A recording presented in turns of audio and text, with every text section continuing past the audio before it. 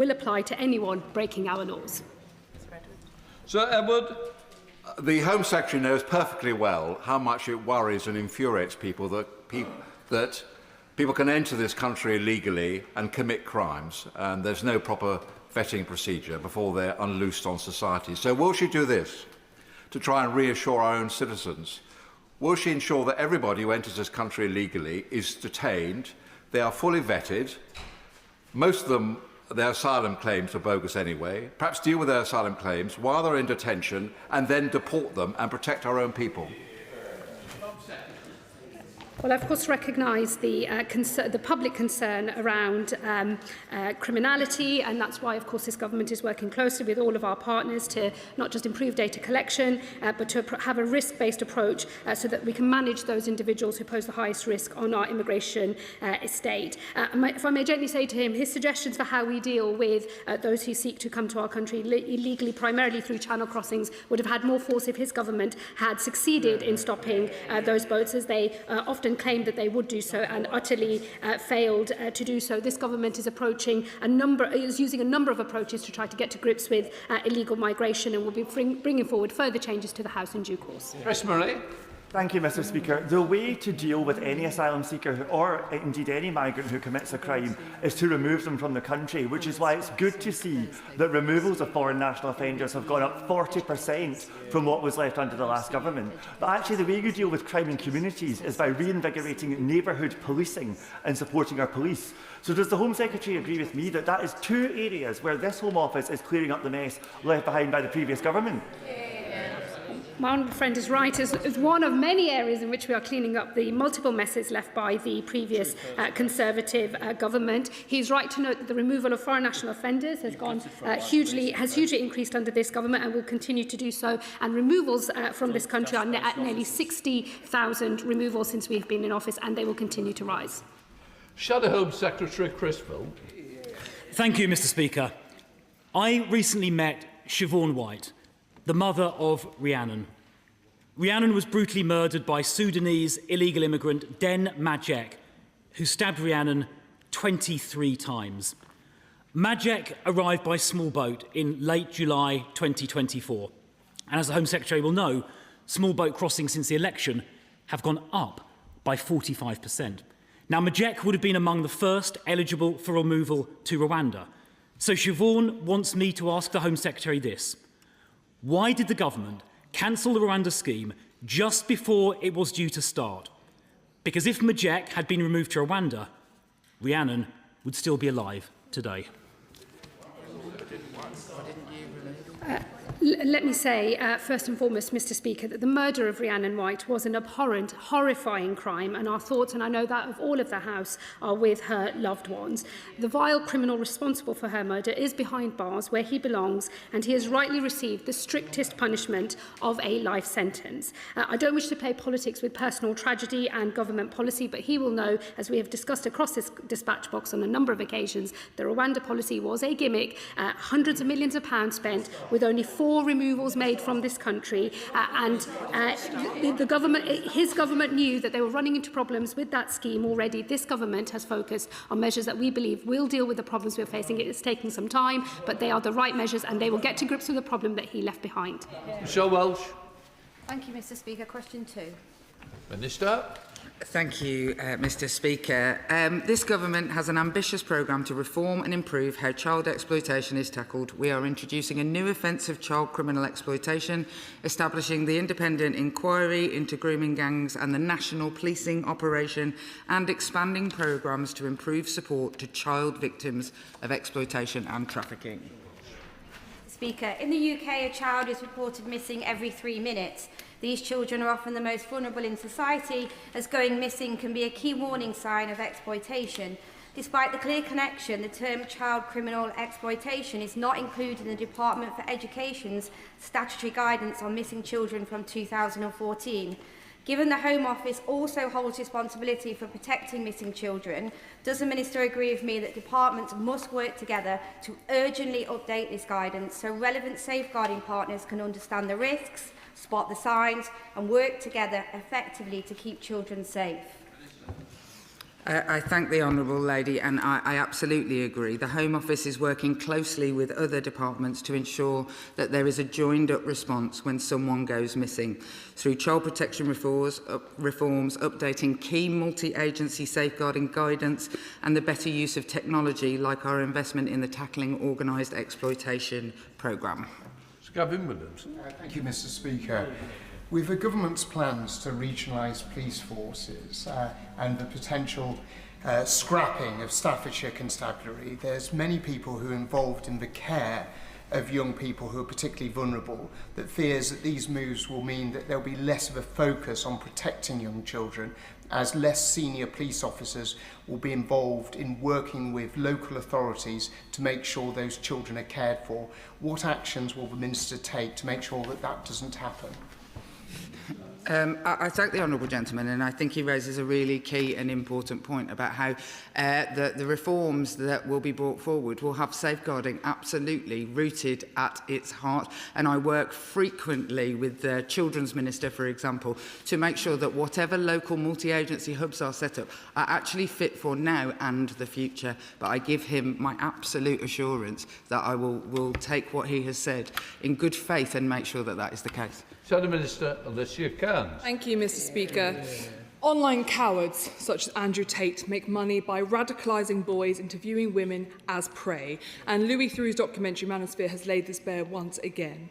Meanwhile, we have religious preachers encouraging men to beat and rape their wives if they refuse to give them sex at their bequest. So will the Home Secretary issue statutory guidance requiring police forces to use existing incitement legislation to prosecute those who incite sexual violence against women and girls? And will she share what difference this could make? Because the reality is we have the laws, but they're not being used in creative ways to crack down on those who use their voices in this way. I thank the Honourable Lady and feel equally disgusted by the examples that she has laid out. The Violence Against Women and Girls strategy makes very, very clear that tackling online misogyny, that the government will look across both regulation, legislation and education to do everything that is necessary to protect both the girls and boys in our country. Robin Swan. Number 3, Mr. Speaker. Minister. This government is committed to building a strong and integrated society where people can express their religious identity without fear of harassment. Guidance is set out by the College of Policing through their professional practice guidance, but the Home Secretary has also commissioned Lord Ken MacDonald to undertake an independent review of public order and hate crime legislation, which will consider whether police powers strike the right balance between protecting the public and upholding the right to lawful protest. And we look forward to his recommendations soon. Robin Swan. Thank you very much, Mr. Speaker. Can I start by condemning the attack on the ambulances from the Hatzola Community Ambulance Service over the weekend? Mr. Speaker, a core tenet of our system and belief is that of a free civil and religious liberty for all. So would the Minister agree with me that we all have a role to play in upholding that core British tenet? Can I join him in condemning the attack that we've seen? And he's absolutely right. Our British values of diversity, of tolerance, of freedom, of religious belief are one of our country's greatest strengths, and we all have a role to play to make sure we uphold them everywhere we can. Will Stone. Question number 4, please, Mr. Speaker. Sarah.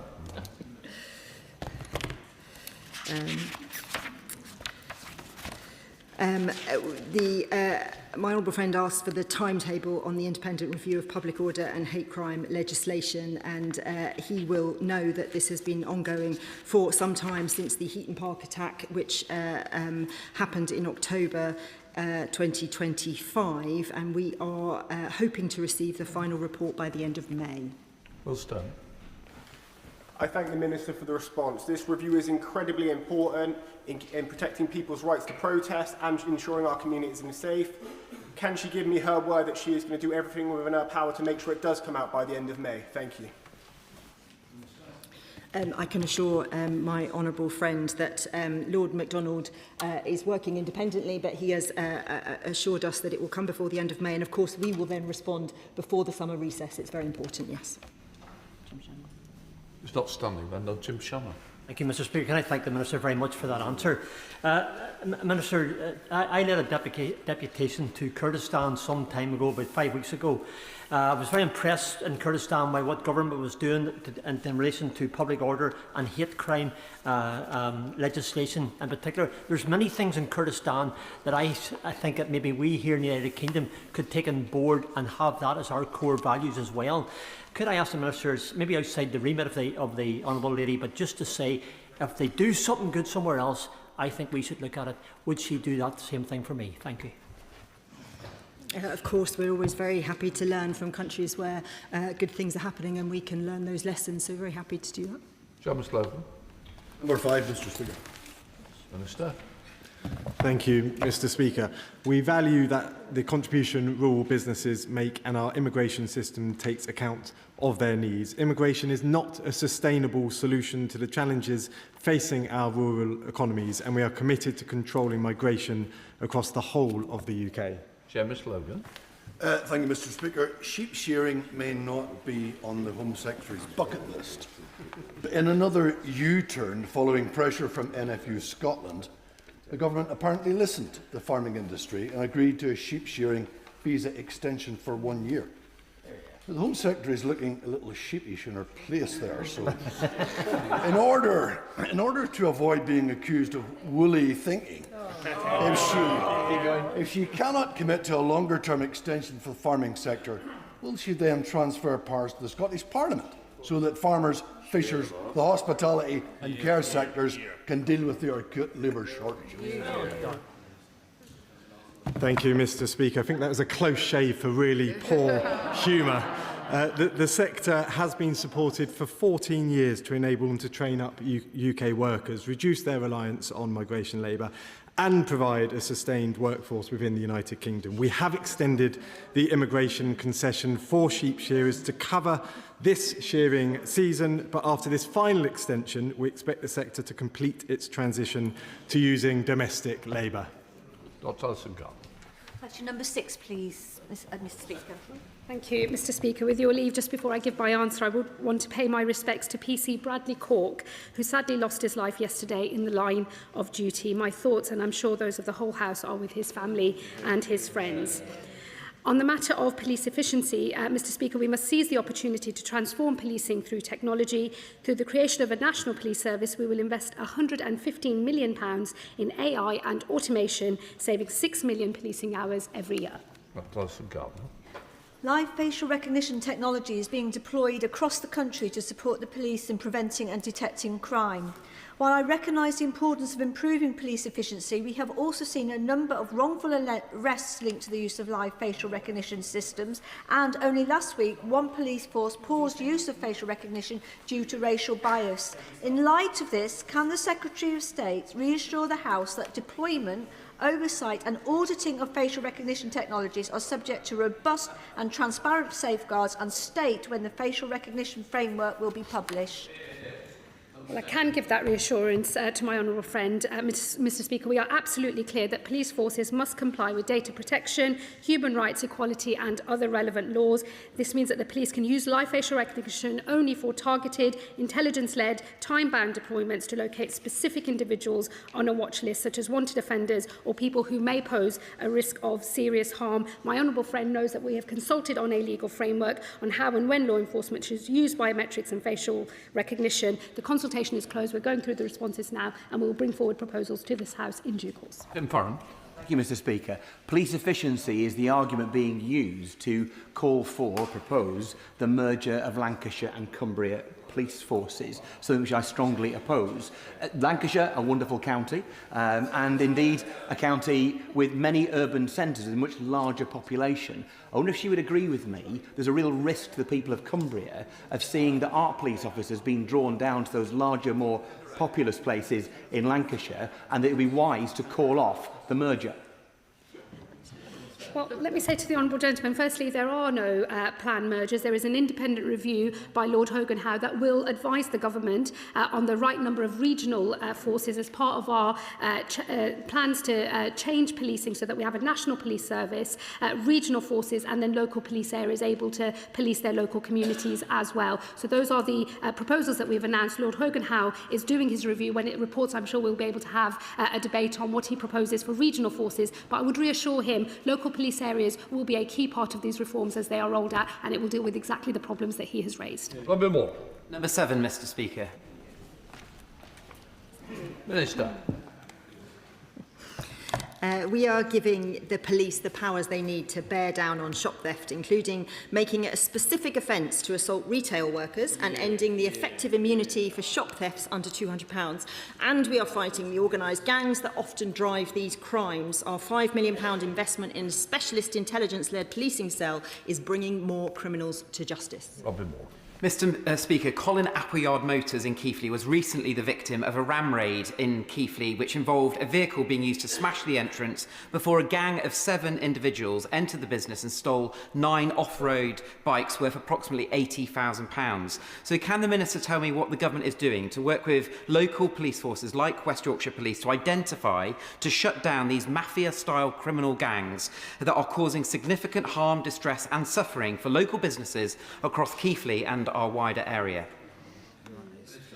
Can I assure the Honourable Gentleman that this government is completely focused on fighting crime? In his area in West Yorkshire, there are 100 additional officers that will be in place by the end of March that will help us with our drive in terms of tackling crime. But as I said, our £5 million investment in the specialist intelligence-led policing unit will help us join the dots in terms of the serious organised criminals who are often driving a lot of this crime and bear down on it.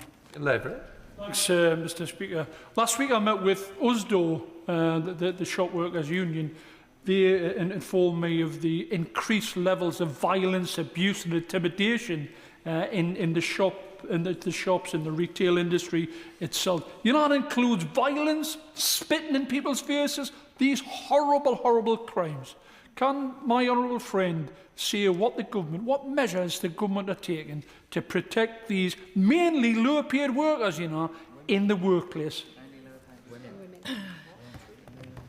My honourable friend is completely right, and that is why we have made sure we are introducing a specific offence of assault on retail workers, something the previous government was asked to do repeatedly and failed. And that will send a message to anybody who may consider such crimes that it is not acceptable and that action will be taken. We are also working very closely with the retail community, all of the big organisations and retailers, to target action on those prolific offenders, because all of us in our community, sometimes we know who these people are who are repeat offenders. How can we really target the prolific offenders? And we've seen through the Summer of Action last year, for example, real results where we are bearing down, and the my honourable friend will be pleased to know that charges for shop theft, which often come with assaults alongside, rose by 21% last year.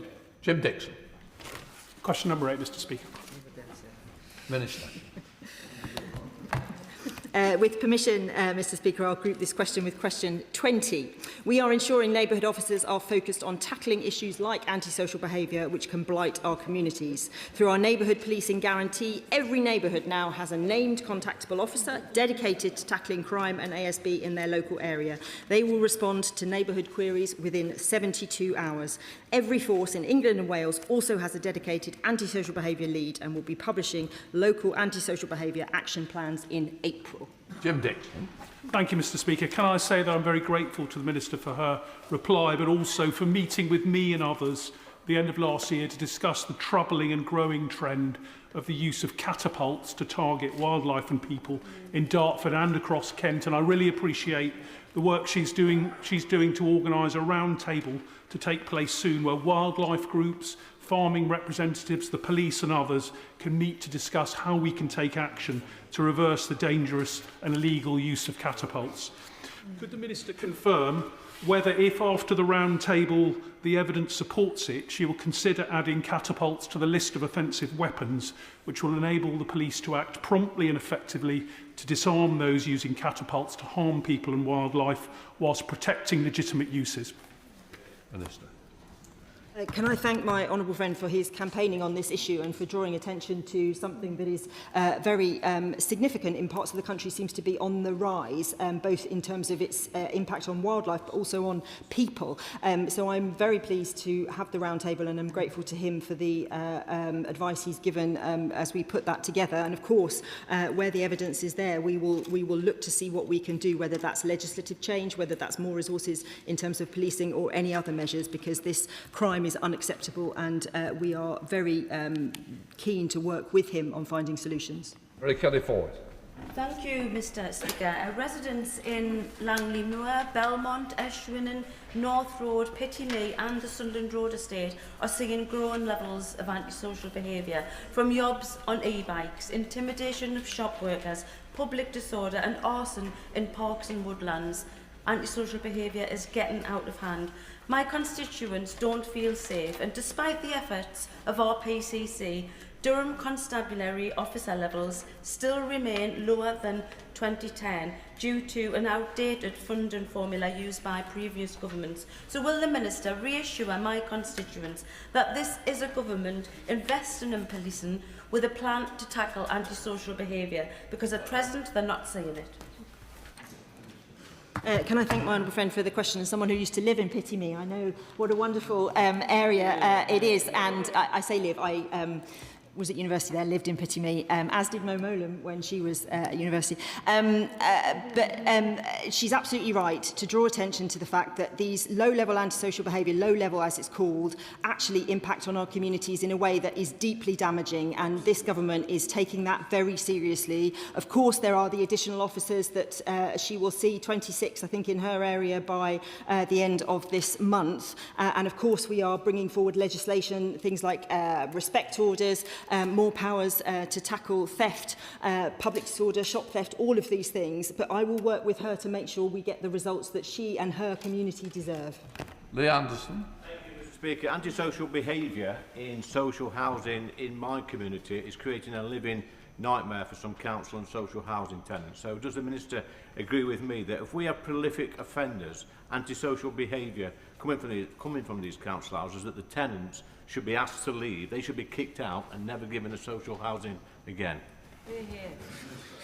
I think probably every member in this House has had cases where antisocial behaviour is ruining lives, and it feels like the right action is not taken. And I think in many cases, in my case certainly with the local authority having been hollowed out in terms of resources, the enforcement and the antisocial behaviour teams are often one of the first to go. So he's absolutely right. People have to adhere by the agreement that they sign when they have that, when they get that tenancy. Thank you, Mr Speaker. Can I first of all join the House in condemning the attacks last night on the 4 ambulances? In my constituency of Birmingham, Perry Bar, antisocial crime is on the rise. Yet since 2010, West Midlands Police has 520 less officers to tackle it. And now, thanks to the government leaving a funding shortfall of £41 million, residents must either pay more council tax to fill the gap or lose another 80 police officers. Labour promised more police officers on our street, and now they are pedalling backwards on their word. Why should the people of Birmingham, who have seen their council tax rise by 24% over 3 years, be squeezed even more to keep what little police presence they have? Good question. By the end of this month, there will be 3,000 extra officers across our communities in our neighbourhoods, and by the end of Parliament, 13,000. There is £2 billion extra in the last 2 budgets that have gone into policing, including over £700 million extra this year that our police forces can use. That's a 4.5% cash increase, a 2.3% real terms increase. We will invest, but we will also reform, because the problem with policing has been it has been unproductive, and we need to make sure our officers are not behind desks like they were under the last government, in our neighbourhoods fighting crime. Number 9, Mr Speaker. Minister. Thank you. Sadly, as technology becomes entwined in our day-to-day lives, we recognise that threat tech-enabled harm poses, and that is why the VOG strategy sets out how we are seeking to tackle it. I'm pleased to say that from the 1st of April, measures under the Protection from Sex-Based Harassment in Public Act 2023 will come into force, making it an offence to film where the intent is to cause harassment, alarm or distress because of the victim's sex. Thank you, Mr. Speaker. Secretly filmed videos of women on nights out have been viewed more than 3 billion times over the last 3 years. And these videos are often accompanied by vile, degrading comments. These videos have real victims. They sit in a legal grey area between voyeurism and harassment, meaning that there's very little the police can currently do. Can she discuss this legal grey area with me and possibly look at strengthening the law? Yeah. I thank the Honourable Lady, and I'm more than happy to discuss it with her. I spent this morning actually in the Department for Science and Technology with the Violence Against Women and Girls sector and Ofcom to look at some of these gaps that she is absolutely identified, and we will do whatever we can, but absolutely that where it is harassment and it is in the public realm, it should be covered by the public sex-based harassment law, but I'm more than happy to meet with her. Fred Thomas. Number 10, please, Mr. Speaker. Minister. Oh, may as well. Economic abuse can have devastating impacts on victims, even after the relationship ends. The VOG strategy included an ambitious commitment to tackle economic abuse, and it was considered as a cross-cutting theme in the HMT's financial inclusion strategy. Since 2022, we have funded surviving economic abuse to the tune of £767,000 to strengthen financial systems, raise awareness and support victims. Thomas. Thank you, Mr. Speaker. Abusive ex-partners often continue their abuse by withholding funds from children and former partners, deliberately causing financial hardship. This has a huge impact on survivors, forcing them into contact with the perpetrator and enabling their abuser to continue to influence their lives. In Plymouth, I've got a constituent who left an abusive relationship but is now owed £48,000 in child maintenance payments. Despite court orders and liability orders being in place, the money continues not to be paid. And sadly, this is not a rare case limited to Plymouth. I know from speaking to my honourable friend, the member for Monmouthshire, just earlier, that this is a national problem. So how is the Home Office working with the DWP and other agencies to close enforcement gaps and tackle financial abuse effectively? I thank the honourable gentleman, and it will not be unusual to hear of such cases, and that is why the Department for Work and Pensions sits on the Interministerial Group of Violence Against Women and Girls, and the VOG strategy commits to removing the direct pay service, which enables the child maintenance service to manage and transfer payments, preventing the CMS system from being used as a tool of abuse, which has in the past had fatal consequences. John Bill. Thank you, Mr. Speaker. Following on from the previous question, financial abuse between couples sadly does not always end in separation, and many women struggle to access child maintenance safely. So is the Home Office working with DWP colleagues to strengthen income assessments, such as by using HMRC data, and to remove the 2% collect and pay surcharge, so survivors can secure child support without direct contact with their abuser? I thank the honourable gentleman, and as I said in answer to my previous question, the Department for Work and Pensions is an absolutely fundamental and core part of the interministerial group that works on the Violence Against Women and Girls strategy, because the financial tools, not just through mortgages and other assets that people have and use in cases of domestic abuse and coercive control, is absolutely vital that we make sure our benefits system and the state systems that we use with regard to children especially are not used as a tool for abusers. Question 11, Mr. Speaker. We have set an ambitious but essential target to halve knife crime in a decade, and we are already seeing results. Since the start of this Parliament, knife crime has fallen by 8% and knife homicides are down 27% at their lowest level in a decade. But we must and will go further. We are working on the final plans for our cross-government plan to halve knife crime, which we will publish soon.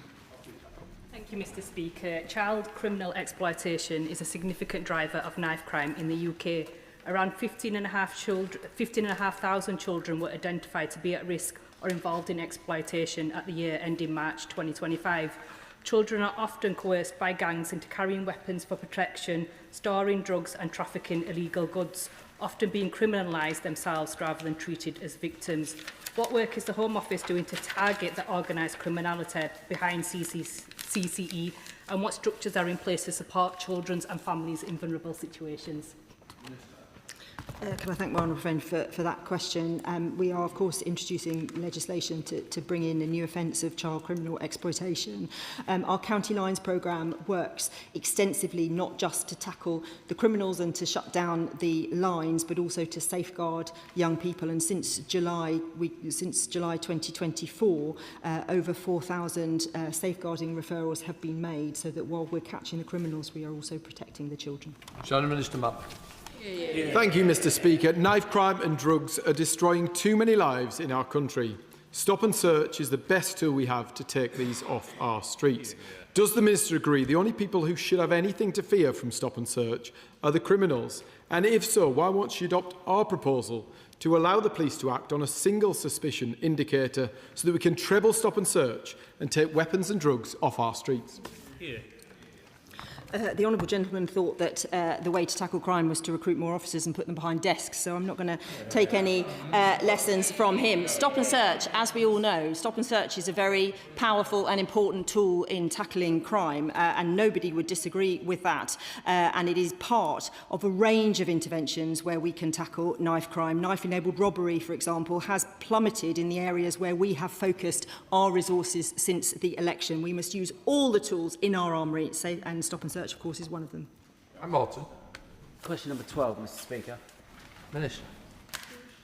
Thank you, Mr. Speaker. This government remains grateful for the generosity shown to the Ukrainians who sought sanctuary here. The recent 24-month extension of the UPE scheme demonstrates our intent to ensure people have stability through the Ukraine schemes. The government has always been clear that this bespoke offer of sanctuary is temporary and in line with the wishes of the Ukrainian government. That position has not changed. We are, however, monitoring developments in Ukraine and intend to update the House on long-term plans later this year. Martin. Thank you, Mr. Speaker. And I know the Minister will listen carefully to this question because he used to live in Tunbridge Wells. So Elena is a Ukrainian woman who works in our local hospital. She hasn't been able to advance her career because she's not able to study because of her visa restrictions. Now, I know that the government doesn't want to give Ukrainians permanent settlement. They've made that very clear.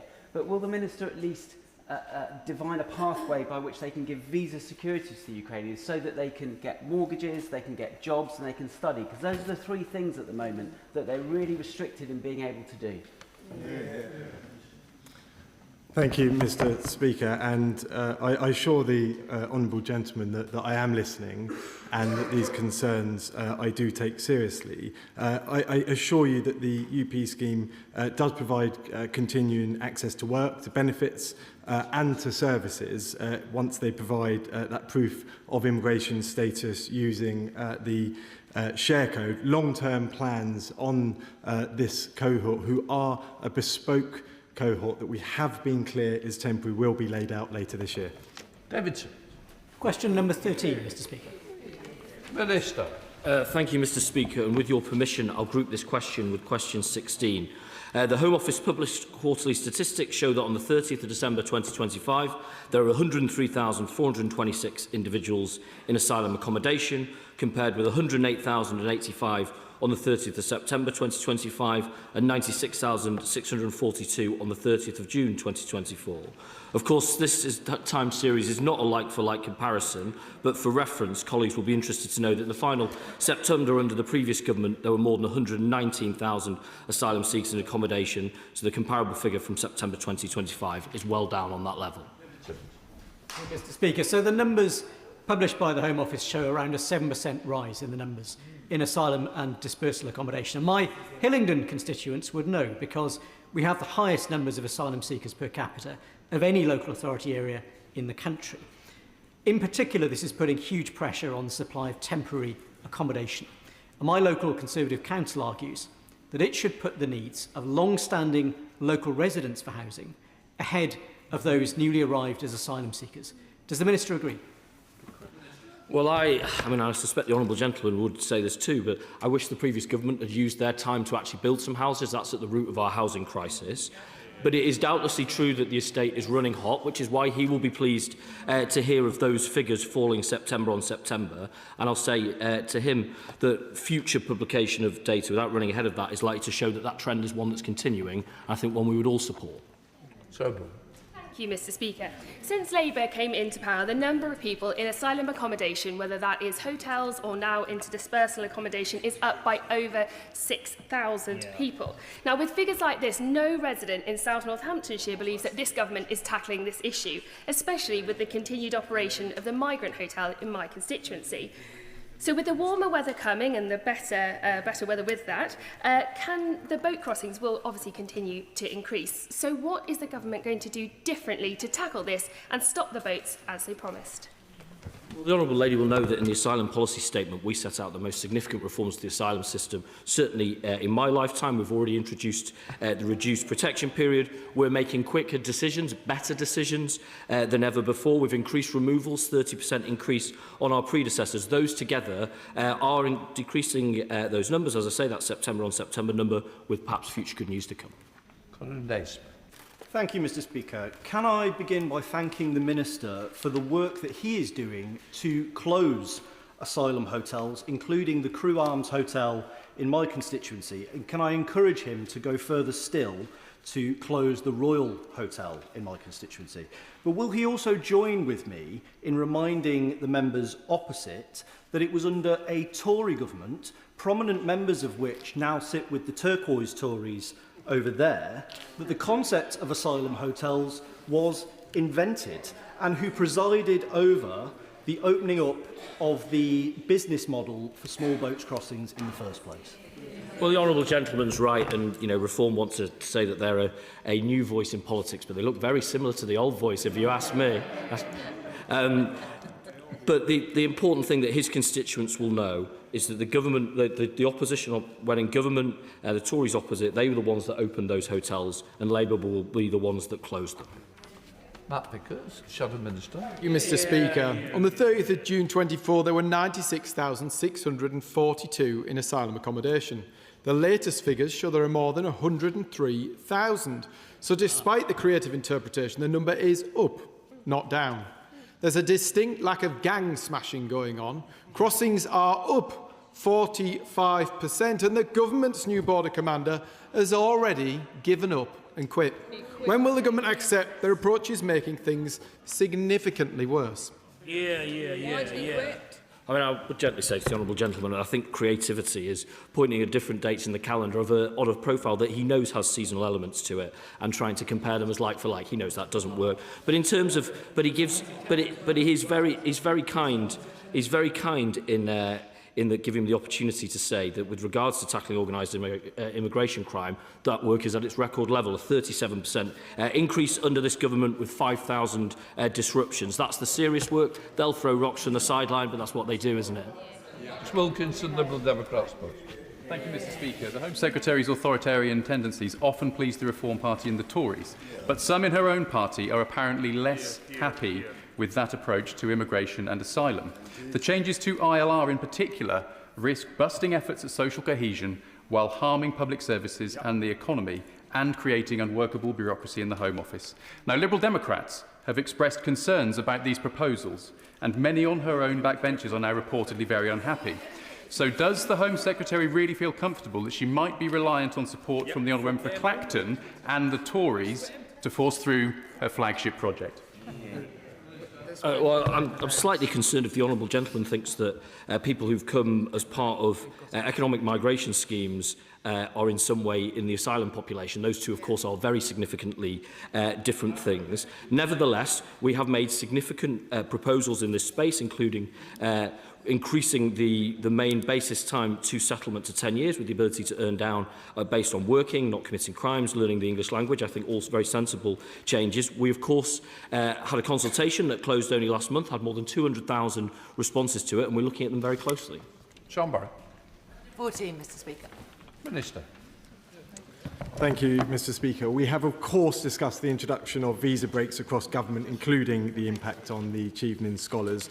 The Chevening continues to attract and support exceptional future leaders across the globe and will continue to do so. Restoring order and control to our system is a top priority. Through the visa break, we are acting quickly and decisively to address high numbers and proportions of visa-linked asylum claims. By the year-end September 25, asylum applications from students from Afghanistan, Cameroon, Myanmar and Sudan had risen to over 470% of their 2021 level. Thank you, Mr. Speaker. Including prestigious Chevening scholarships in the government's clampdown on certain study visas is devastating for those who have been shortlisted, including students set to join our world-leading programmes at Sussex University. It raises questions about the value government puts on nurturing talent, particularly for women from Afghanistan, from whom I've seen heartbreaking accounts of having their applications terminated. So will the Minister and Home Secretary urgently revisit this decision? Thank you, Mr. Speaker. I've laid out the concerns and the reasons for this break. And Afghanistan, for example, has seen 93% of those coming over as students claiming an asylum. The Green Party may well want open borders. That's not what we stand for. We stand for control, we stand for order, but at the same time compassion, which is exactly why we're looking at safe and legal routes whilst working to control the borders. Votes. Thank you, Mr. Speaker. Number 15, please. Minister. We are delivering the cross-government Freedom from Violence and Abuse strategy published in December, which sets out concrete actions to halve VORG in a decade through preventing violence and abuse, pursuing perpetrators and supporting victims. As part of this, we have already launched our behaviour change campaign, rolled out domestic abuse protection orders and embedded domestic abuse specialists in police control rooms under an Eames law. Survivors in Monmouthshire tell me that economic abuse did not only feature in the course of their relationship, it has stopped them rebuilding their lives long after they have left. For some, the separation compromised their business. Others faced continued control through child maintenance disputes. So can the Minister please tell us what measurable outcomes have been set within the VORG strategy to tackle economic abuse, and how that progress will be reported on to this House and elsewhere?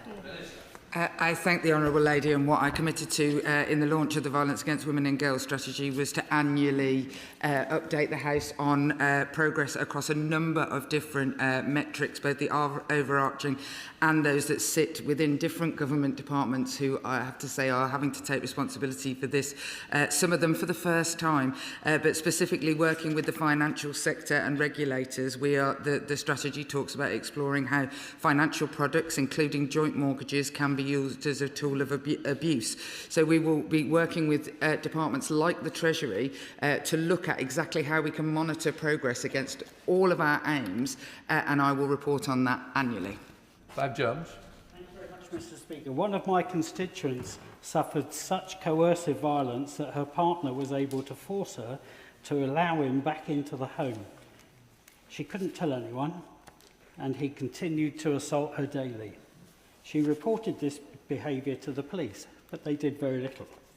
The partner is now in prison for under 5 years, and authorities are concerned that he will target her again when he is released. What is the Minister doing to ensure women are properly protected against coercive violence and justice is carried out against ex-partners to end this awful cycle of violence? I thank the honourable gentleman and send all my sympathy to his constituent, who sounds like she's had a terrible ordeal. So just off the top of my head, one of the measures that the government has rolled out is the domestic abuse protection orders, which have the power of arrest if breached, and also are for the first domestic abuse order that includes coercive and controlling behaviour as a thing that those orders can be taken out, and the evidence so far of the police responses to those orders compared to other orders has been really, really heartening, and we will be rolling those out across the country. To top littles, Mary Ford.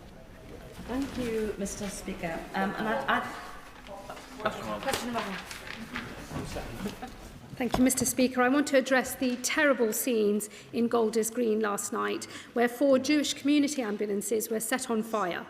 Mercifully, no one was hurt, And for that, we owe our thanks to the police and fire services who responded with speed and professionalism. An investigation is underway. We know the Metropolitan Police are treating this as an anti-Semitic hate crime and have stepped up their support to Jewish communities across London. That the attack was directed at Hatzola, a community ambulance service, an institution devoted to saving lives, illustrates how warped those behind this attack are. I am pleased that the Health Secretary is providing replacement ambulances, but clearly justice is required. There have as yet been no arrests, but the perpetrators must be in no doubt. We will pursue them and make them face the consequences of this wicked crime. I urge anyone with information to contact the police, who have the full support of my department. This incident comes at a time of soaring anti-Semitism in our country, and today my message to our Jewish community is clear. We stand with you, we will do everything in our power to protect you, and we will fight relentlessly to rid our society of anti-Semitism. Thank you, Mr. Speaker. I'd like to congratulate Maya's Law campaigners, particularly Maya's great aunts, Gemma and Rachel, for their passion and tenacity in lobbying MPs to support their campaign to improve child protection laws in the UK. Does the Minister agree with me that it's unforgivable that someone who's supposed to look after a child could end up hurting them instead? And will they ensure that the debate my honourable friend from Bladen and Concert has secured on Maya's Law receives full support from the government? Thank you. Well, the circumstances that she outlines are obviously horrifying, and it is abhorrent for anyone entrusted with the care of a child to cause harm to them. Can I assure her the government will absolutely be engaging fully and constructively with the debate that she mentions? Shadow Home Secretary Criswell. Thank you, Mr. Speaker. I have come here directly from Golders Green, where I have just visited the scene of the appalling attack on the Hatzola ambulance service, and I strongly urge the Home Secretary to visit as well. I thank the police, fire service and Hatzola volunteers for their response in the early hours of this morning. The Jewish community I spoke to this morning in Golders Green feel under attack.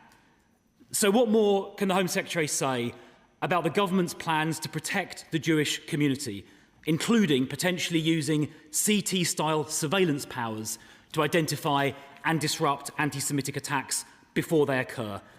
Does the Home Secretary agree that calls on our streets at marches for jihad and intifada are calls for violence which fuel anti-Semitism? And does she agree they should no longer be allowed? And finally, will she ensure that all anti-Semites and extremists who are not British citizens get deported?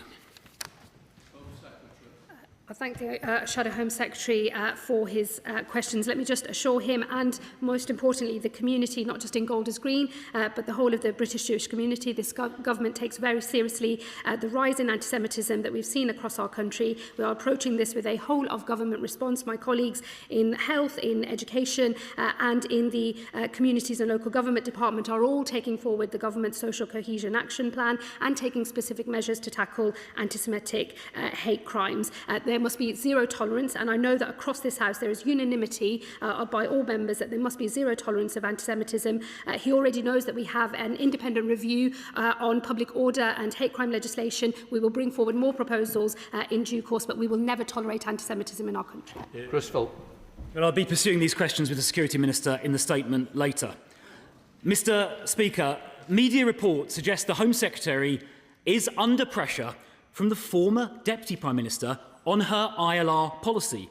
So will the Home Secretary tell the House who is running the government's immigration policy now? Is it her or is it the former Deputy Prime Minister? Will the Home Secretary confirm to the House now... Order. I'm just going to say to both front benches, these are topicals. There are members on both sides. I gave a lot of leeway in the first question. This one, you've already asked one question. Now you come in with another question. It's not acceptable to either side of the House that I'm trying to look after. Please, one question in topicals, not the big statements. We've got a statement on the whole of the subject. It's a very important issue. I am very concerned. But I've got to get back benches in. It is unfair for both front benches to take the time. Home Secretary. Mr. Speaker. I've almost forgotten the question that the Honourable Gentleman had, but the assertion that he makes at the heart of what he just said is absolute rubbish. He knows that the government has already said that we are going to be consulting on the changes that we wish to make, and I will bring forward those proposals in due course. Well, very kind. Last week I visited Estonia with the Education Committee to learn about their early years education and heard about how even nursery-age children are taught to spot fake news. What conversations has my honourable friend had with colleagues across government about creating a whole-of-society approach to mis- and disinformation? Well, Mr. Speaker, my honourable friend is right to raise this because mis- and disinformation seeks to undermine our institutions and divide our communities. The Defending Democracy Task Force is addressing these threats through a whole-of-society approach, and we are also working closely with partners to hold platforms accountable for harmful content under the Online Safety Act. Wilkinson, Liberal Democrats, first. Mr. Speaker, the agreement to fund French police activities to prevent small boats leaving the French coast is about to run out. This risks a resumption of higher numbers of small boat crossings, placing lives at risk and undermining efforts to bring control to the asylum system in this country. With many in her own party crying out for the government to speed up reintegration with the EU and public opinion on the failures of Brexit now clear, will the Home Secretary go to Cabinet colleagues and advise them that it would be easier to fix the asylum system if we had a much closer relationship with Europe? Well, the Honourable Gentleman knows we work very closely with our European counterparts, particularly and especially France as our nearest neighbours. He mentions the important work we do together, which of course has prevented 40,000 crossings since we took office. We want that work to continue. We are having those conversations with France at the moment. You wouldn't expect me to, I think, negotiate from this dispatch box. In Lavery. Mr. Speaker, Northumbria Police have announced that they're to close the custody suite in Bedlington in my constituency. That means anybody arrested in South East Northumberland will have to travel to the city of Newcastle for the custody suite. That'll ultimately mean frontline policing being reduced in an already stretched community of Blythe and Ashen. Will the Minister agree to meet with me to discuss this unacceptable situation? And without stepping on the operational independence of his local police force, I'm very happy to have a meeting with him and talk about this. I take a keen interest in custody suites, and with arrests up 5% under this Labour government in the last year, we need to make sure we're running this properly. Peter Forge. Thank you, Mr. Speaker. During the recent London elections, Sadiq Khan made a manifesto pledge not to close Bromley's 24-hour police counter. So obviously, Bromley's 24-hour police counter is now closed. Does the Minister think that the closure of this vital service is good for my constituents or good for community safety? I think Boris Johnson closed a lot more front counters than Sadiq Khan has, but that's a different issue. Look, we are putting more funding into frontline policing. We want police on our streets, in our neighbourhoods, not behind desks like they were under the previous government. That's where the public want to see them. Jo Welsh. Thank you, Mr. Speaker. Can I ask the Minister what urgent steps she is taking to tackle antisocial behaviour in town centres such as Hucknall, where we have some persistent disorder, including a recent racist attack on a chef shop owner? These are impacting on community safety and confidence, and residents expect a visible police presence. Of course, as well as increasing the number of police on our streets and in our neighbourhoods, we are introducing respect orders to tackle antisocial behaviour. We are seeing shop theft charges going up in our town centres. We're having targeted approach with our policing to really tackle our town centres and take antisocial behaviour very seriously. And we will continue to work to make sure we are making our streets safer, which they are becoming, and they will be more so when we have 13,000 additional officers on our street. Yeah. Speaker, residents in Devon want to see visible community policing. The New Towns Task Force recommended a new settlement called Malcolm in East Devon. When new towns are built, how are additional police officers allocated to the area, please? So, of course, we are ensuring that each police force has the support that it needs in terms of additional funding, and then rolling out our target for 13,000 extra additional police. He asked an interesting question about new towns and making sure that we've got policing in that. We are also reviewing the police funding formula, which, as everyone in this place knows, is outdated. So all of these things together, we will ensure his community is supported. Live on. Thank you, Mr. Speaker. I welcome the Home Secretary's commitment to community sponsorship of refugees coming here under proposed new safe and legal routes. We've got several good examples of this in my constituency. What steps does she take in line with the recent asylum policy statement to allow more communities like mine to sponsor refugees and support the government's safe and legal routes programme? Well, my honourable friend knows that we have announced 3 specific types of safe and legal routes for students, for workers and also a community sponsorship scheme. The student scheme will go live later this year with the first applicants arriving autumn of next year. And we are designing the community sponsorship route with community organisations and international partners as well. I'm sure he'll be wanting to make representations for what his community might want to contribute to the new routes. But the design is underway and they will be rolled out in due course. Stafford. Given the ongoing national security concerns, including risk of foreign interference in elections, will the Home Secretary set out what her department is doing to ensure that individuals convicted of terrorism offences are prevented from standing for elective office in the UK? As the honourable gentleman knows, these are matters that we take very seriously and are addressing through the work of the Defending Democracy Task Force. Speaker, I am currently supporting a constituent who, after leaving her abuser, was locked out of her home, left with thousands of pounds of arrears run up in her name and denied access to her own bank account.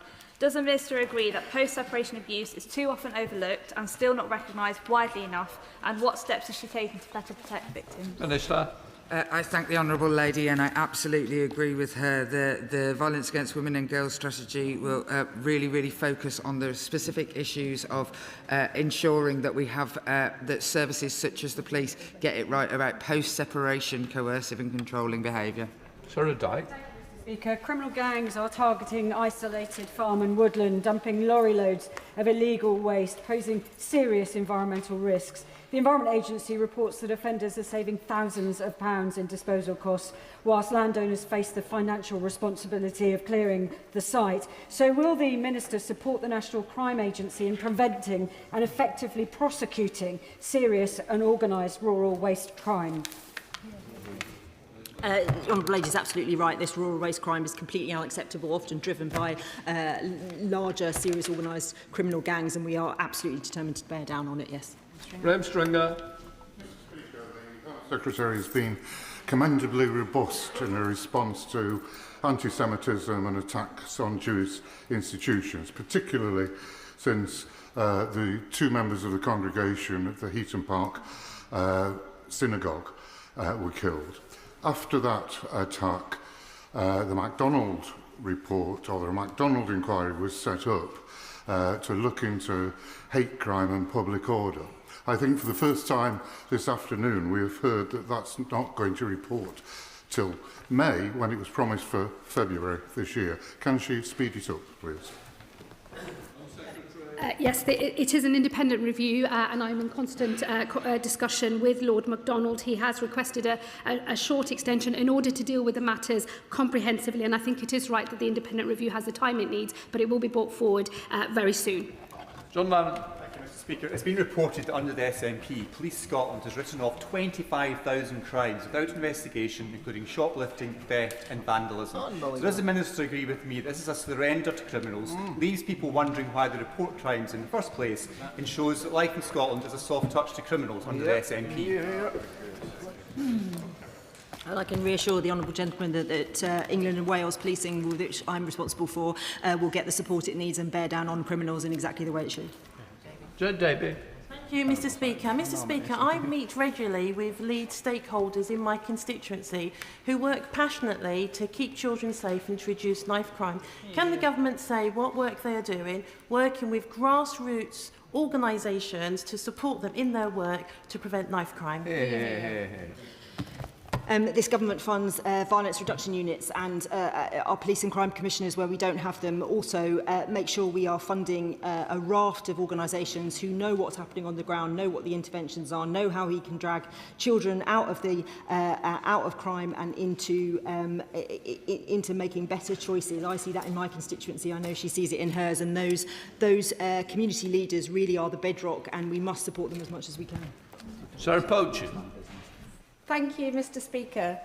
Is the Home Secretary comfortable with the reality that as a woman she could not stand and pray alongside the Mayor of London at last week's event in Trafalgar Square? I will always be a very proud British Muslim.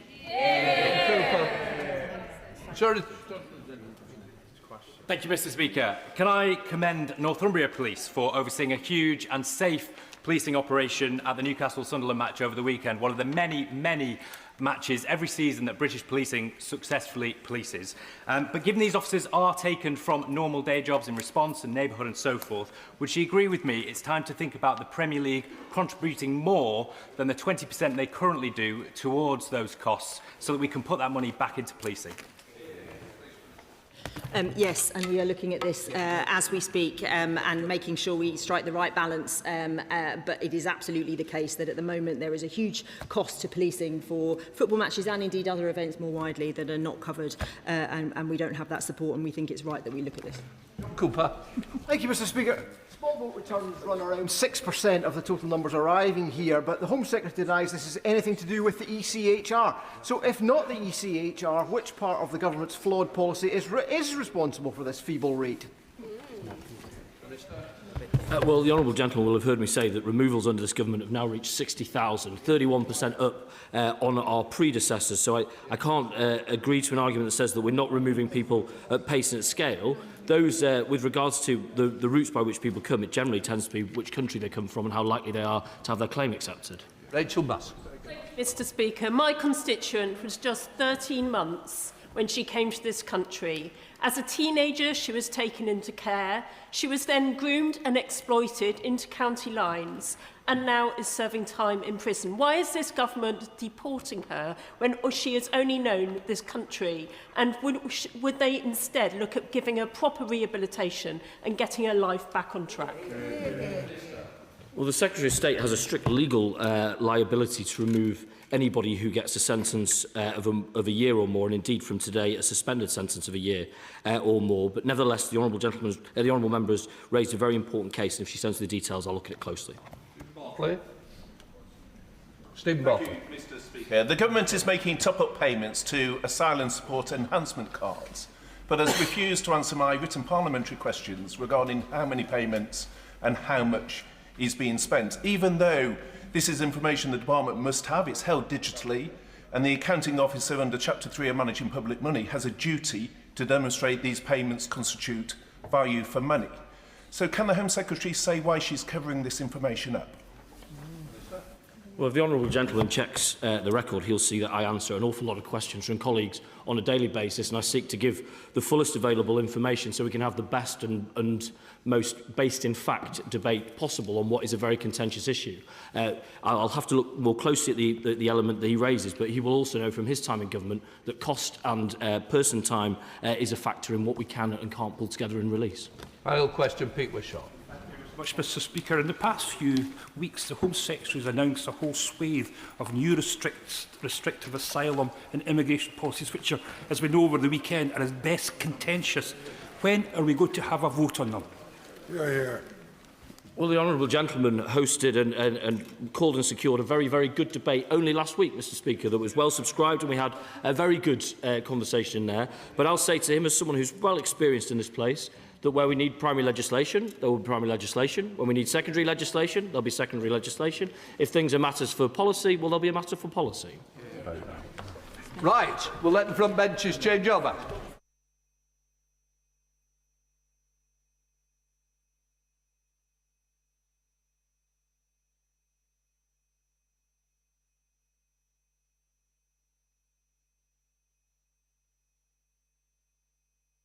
We now come to the first statement. Secretary of State for Defence, John Healey. Thank you, Mr. Speaker. I want to update the House on the UK military operations in the Middle East. But before I begin, can I express my total disgust at the anti-Semitic attack in North London overnight, and our thoughts are with the Jewish community today. The House will have a statement from the Security Minister after this.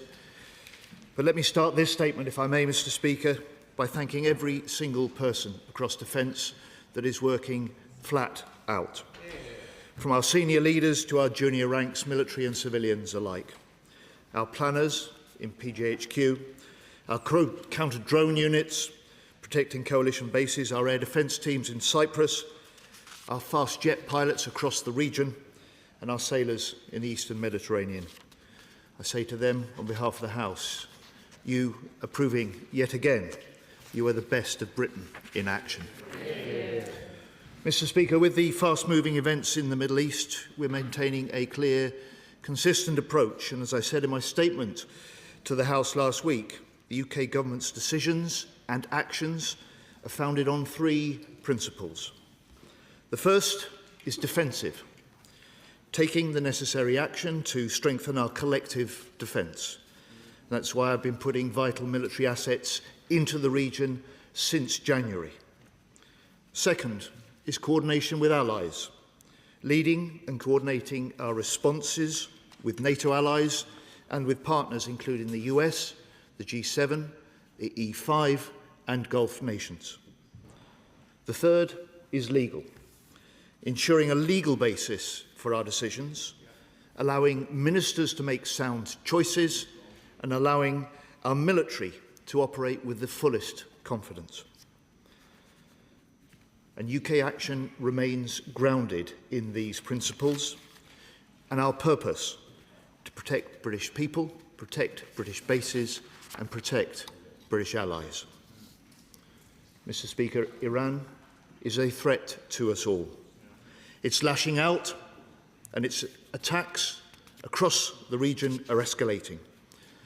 Since the start of the war, Iran has attacked 12 countries. It's fired over 3,500 ballistic missiles and drones. Both military and civilians are in their sights.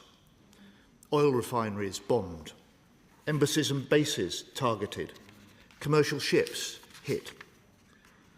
Some allies, such as France and the US, have had service personnel killed, and the House will want to join me in offering our condolences to their families and to their comrades. In conflict, you can never remove risk, but I am able to say that all UK personnel so far are fully accounted for. Mr. Speaker, Iran's attacks are widespread and destructive. And I can confirm to the House in the early hours of Friday morning, 2 Iranian missiles were launched in the direction of Diego Garcia, our joint UK and US base. One fell short of its target, the other was brought down short of its target. Neither got close to Diego Garcia. The UK was not required to take action, and normal operations continue. I totally condemn Iran's reckless attacks. Iran must stop. It must de-escalate. We want to see this war end now. Mr. Speaker, my priority as Defence Secretary is the protection of UK personnel, and I continue to keep the force protection across the region at the very highest levels. And those measures are reviewed daily by both the Chief of the Defence Staff and the Chief of Joint Operations to ensure that our personnel are as safe as possible. Mr. Speaker, we know, however, that Iran's aggression and intent reaches beyond the Middle East. So we continue to track the potential threats here at home. And over the last year, we've been boosting our defence, cyber defences, and tightening base security. And I want to thank the Military Police and Police Scotland for their quick work to arrest, then charge 2 individuals who approached the Clyde base last week and unsuccessfully attempted to enter. Mr. Speaker, in terms of our UK defensive operations in the region, since last January, weeks before this conflict started, we took significant steps to pre-position Typhoons, F-35s, counter-drones teams, radars and air defences in the region. And it was these advanced preparations that made a real difference and meant that from day one, we've been defending activity and mounting those actions to protect ourselves and to protect our allies. And when Iran started hitting out, putting British people and British allies and service personnel at risk, I committed further resources to the region, including more fighter jets, helicopters and a warship. RAF and Navy pilots have now racked up nearly 900 flying hours in defence of Cyprus, Jordan, Bahrain, Qatar and the United Arab Emirates. We have more jets in the region than at any time in the last 15 years. There are an extra 500 air defence personnel in Cyprus, and as more military capabilities are committed to the Eastern Mediterranean, we're working closely with the Republic of Cyprus to coordinate the contribution of allies, including the US, France and Greece, to reinforce the security of Cyprus. And I can confirm that HMS Dragon has arrived in the Eastern Mediterranean and tonight begins operational integration into Cyprus's defence alongside allies. More widely, UK Space Command is monitoring daily Iranian missile activity and provided early warning to our armed forces and to our allies operating across the region. Our military and our industry have a shared mission in the UK, and that is to step up support and to help defend Gulf partners during this conflict. So last week we brought together Gulf ambassadors and defence attachés with UK defence firms. And the MOD has now established Task Force Sabre with industry to support partners across the Middle East with rapid procurement. We will soon deploy lightweight multiple launchers to Bahrain, including with training, and we will be deploying Rapid Sentry to Kuwait. And Rapid Sentry is a battle-tested, ground-based air defence missile system that has already proved highly effective for UK forces taking down drones in the region. Turning to the Strait of Hormuz. Mr. Speaker, people and businesses are increasingly worried about the economic impact of this war, and the Prime Minister will chair a COBRA meeting later this afternoon to discuss the economic impact, which I will attend. Because Iran is holding the Strait of Hormuz hostage by laying mines, targeting ships, including Red Ensign vessels, and putting lives in danger. This is complex, and any resolution requires close work with allies and multinational support. So the UK, along with 29 other nations, signed a joint statement late last week, which condemned in the strongest terms these attacks on unarmed ships, strongly backed the freedom of navigation, and expressed our readiness, I quote, to contribute to appropriate efforts to ensure safe passage through the Strait. I discussed this with E5 defence ministers last week. We've now deployed UK military planners into US Central Command to develop options. We're looking to accelerate new UK mine hunting and drone technology. And on Friday, we confirmed that the current permission we've given for the US to use UK bases for defensive strikes against specific Iranian targets extends to their missile sites and capabilities that threaten the Strait of Hormuz. We are determined that the UK plays a leading role in securing the Strait, so commercial ships can move freely and confidently again. Mr. Speaker, this House knows the demands on defence are rising, and while we rightly focus on dealing with the immediate conflict in the Middle East, we will continue to step up our support to Ukraine, to fulfil our NATO commitments, to sign vital defence contracts, and to deal with Putin's serious threats to the high north. Mr. Speaker, this House also knows that our adversaries will want us distracted and may try to take advantage of events in the Middle East for their own gain. We will not let them. And as a government, we remain determined to make Britain safer, more secure at home and strong abroad. Show Secretary of State James Cartledge. Yeah. Thank you, Mr. Speaker. And can I thank the Secretary of State for advance side of his statement and for the briefing I received from his officials this afternoon. But can I begin by joining the Secretary of State by putting on record my utter condemnation of the arson attack committed in Golders Green last night, and on behalf of the opposition I offer our sympathy to all affected and to the wider Jewish community. Can I also join the Secretary of State in expressing our condolences to the families of all Allied personnel who have lost their lives in the current conflict, and in thanking the police for preventing potentially serious nefarious activity at Faz Lane. Mr. Speaker, the potential economic ramifications for our constituents from Iran's aggressive closure of the Straits of Hormuz should concern us all. In that context, can the Defence Secretary tell the House what he understands to be the implications of the US President's latest remarks, specifically on deferring strikes on power plants? And can he also tell us what further naval capability he is intending to deploy to assist in securing the Straits of Hormuz? Mr. Speaker, it is extremely concerning that Iran fired long-range ballistic missiles at UK sovereign territory on Diego Garcia. Now, I'm grateful for his update, but why did it take so long for the government to confirm something that the whole world had been reporting on?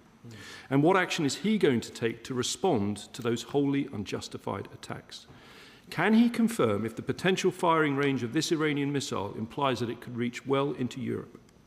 Now, when it comes to our own air defence, it is very welcome that the RAF regiment has excelled in using rapid sentry procured under the previous government to intercept multiple drones, and we pay tribute to all our personnel in the region at this present moment.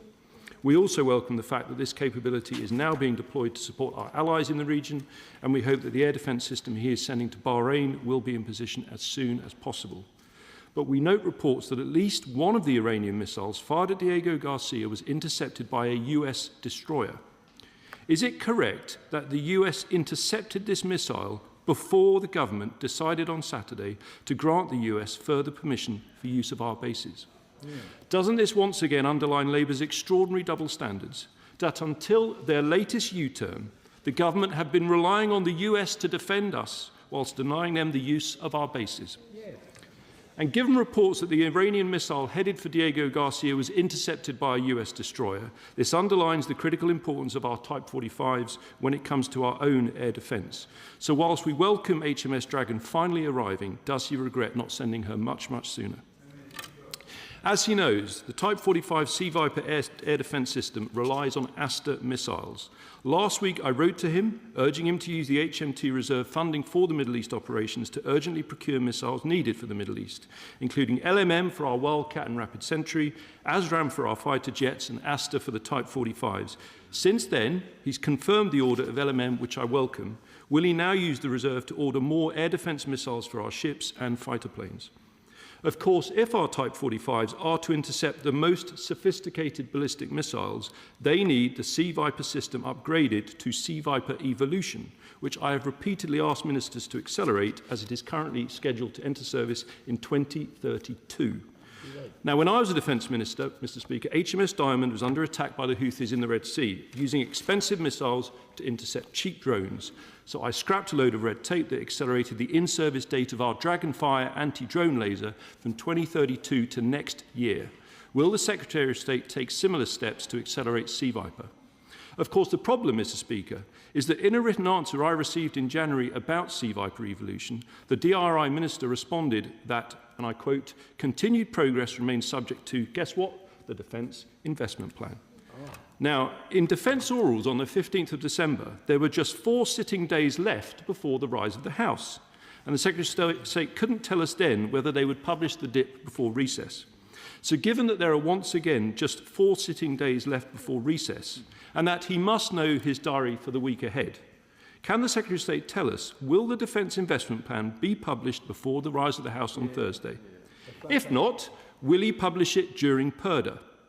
And above all, if the DIP is not going to be published this week, to break the logjam with the Treasury, will he urge his Chancellor to take the difficult decisions required to set a course for spending 3% on defence this Parliament, not the next? And finally, surely even the Secretary of State can see that hypothetical legal action in UNCLOS by a country without a navy or a standing army is less of a threat to our base on Diego Garcia than long-range missiles fired by Iran.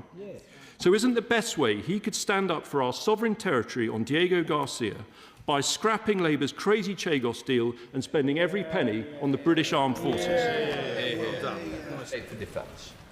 Mr. Speaker, can I welcome his initial comments about the loss of French and US personnel and recognise and respect those.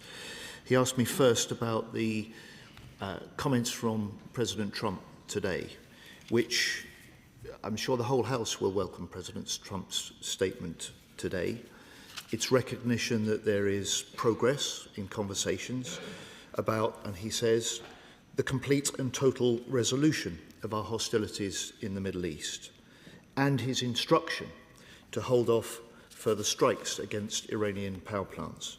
This creates the opportunity and opening for further de-escalation. The onus is now on Iran to respond. Mr. Speaker, you then went on to the strikes that I reported, or the missiles fired in the direction of Diego Garcia. And I would just say to him, look, we have been blunt and we have been open about the threat that Iran poses. The threat it poses to British nationals, to British bases, and to British interests and partners. And to suggest otherwise is completely false. And that's why we've been conducting the defensive operations throughout the region since day one of this war. Those missiles were fired towards Diego Garcia early on Friday morning. The same day I offered the Shadow Defence Secretary to come into the MOD for a secure briefing, and I welcome his thanks for that. But he, above all, as a former Defence Minister, will know that no government routinely comments on the detail of such threats due to the nature of intelligence sharing. He will also know that no government immediately confirms such events, partly because in any conflict, events are fast-moving, but mainly because to do so may put at risk the safety of military personnel or compromise ongoing operations. And I just say to the honourable gentleman to bear that in mind for the future. I want to reassure the public, however, about the concern and question he raises about long-range Iranian missiles and any question of Iran targeting the UK, and say quite clearly there is no assessment that we're being targeted in the UK in that way. We have the resources, we have the alliances in place in order to keep the United Kingdom safe from any kind of attacks. We operate a layered defence of this United Kingdom, our Navy, our RAF, our Army, all involved. And of course, we operate our defence with other NATO allies. And so it's the layered defence against missiles or any sort of other threats which is an important part of keeping this country safe. And I say to the honourable gentleman, it seems to have taken a war in the Middle East for him to realise that air and missile defence systems for the UK are important. No, because in the last year of his government, they slashed defence spending on ground-based air defence by 70%. Because when he was Defence Minister, he promised a munitions strategy which he never published and was never funded. And it was down to this government last June, as part of the Strategic Defence Review, that announced an extra £1 billion for air and missile defence above the Tory plans that he left. And, Mr. Speaker, it's UK, under this government, that has been leading NATO's Diamond Air and Missile Defence Initiative. It's this government that this year alone has boosted spending on counter-drone systems five-fold from his last year in government, and spending on ground-based air defence systems by 50%. Mr. Speaker, it's this government that's delivering for defence after 14 years of underfunding and hollowing out under the previous government. And I have to say I'm still very confused about the Conservatives' position on this war in Iran. One week, the leader of the opposition said UK jets must go in to the source in Iran, and she said, I quote, "We are in this war whether we like it or not." And then the next week she said, "I never said we should join." The week after that, the Shadow Defence Secretary said on Sky News, "There are no easy answers to this." Mr. Speaker. Finally, he talks about defence investment planning and spending. We're working to finalise the DIP. But he was, of course, the Defence Minister that left 47 out of 49 major defence programmes not on budget, not on time. He was the one that left a defence programme that was overcommitted, underfunded and deeply unsuited to the threats that we now face. It is this government, it is a Labour government now delivering for defence. 1,200 major contracts signed since July 2024, 84% of them awarded to British businesses, and the largest increase in defence spending since the end of the Cold War. Diane Abbott. The Iranian regime is a threat to us all, not least to its own population. I would implore ministers to remember the importance of a debate in Parliament, just as we had on Iraq, if we move further in involvement with Trump's war. Mr. Speaker, the Mother of the House speaks with long and deep experience of these matters. I would just say to her that the Prime Minister himself has said, while we are taking the necessary action to defend ourselves and our allies, we will not be drawn into the wider war. James McCleary, Liberal Democrat spokesperson. Thank you, Mr. Speaker, and thank you to the Secretary of State for advance sight of his statement today. We are 4 weeks on from the start of President Trump's illegal assault on Iran. Still, there is no plan, no end in sight. It is not Trump, nor indeed his partner in this ill-conceived war, Netanyahu, who are paying the price. It is hard-pressed British families seeing it in their energy bills and at the petrol pump. It is billions around the world suffering economic fallout. And it is over 100 little girls who will never be coming home from school. Rather than de-escalate the crisis, Trump is just making more threats. Instead of accepting responsibility, he is pointing fingers at allies, including Britain. There is much, then, that I hope this House can agree on at this critical moment. Most importantly, that Britain's interests are only served by rapid de-escalation of hostilities. Liberal Democrats have not wavered from this view.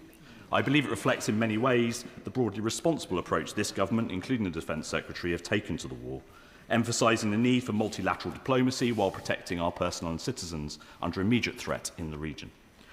Nonetheless, the government's decision over the weekend to expand the use of UK bases for US strikes is grave and risks dragging Britain down the slope of Trump's war. It appears to be a significant shift in the government's position. So I would like to ask the Secretary of State, if I may, 3 questions. Does he agree with me that the government's definition of defensive is different today than it was when the House last sat? Will he commit to releasing in full the legal advice the government has received about this latest expansion of rights of US planes to use UK bases? And will he support Liberal Democrat proposed legislation to ensure proper monitoring of US sorties conducted from UK bases to ensure they are truly defensive in nature? Mr. Speaker, the country's best interests are served by the action that we've taken, both before and since the start of this period of the war. Actions to defend our personnel, our bases, our allies and our interests throughout the region. He's right to say our interests are also served best by an end to the conflict, which we want to see happen now. And therefore, we welcome President Trump's move to step back from further attacks on Iranian power plant and oil infrastructure. This creates the opportunity for further de-escalation, which he calls for, and I hope he would recognise that the onus is now on Iran to respond in kind. And he asked me the specific question. There has been, as I've stressed to the House, no change in the principles on which our approach and our action and our decisions are based. And these are permissions for the for the US to use UK bases for defensive actions because they are striking at the very Iranian sites and capabilities which are attacking our interests and those of our partners in the region. Thank you, Mr. Speaker. Mr. Speaker, the Secretary of State is right to draw attention to the fact that when we became Secretary of State and draw attention to the fact that the armed forces are underfunded and very stretched.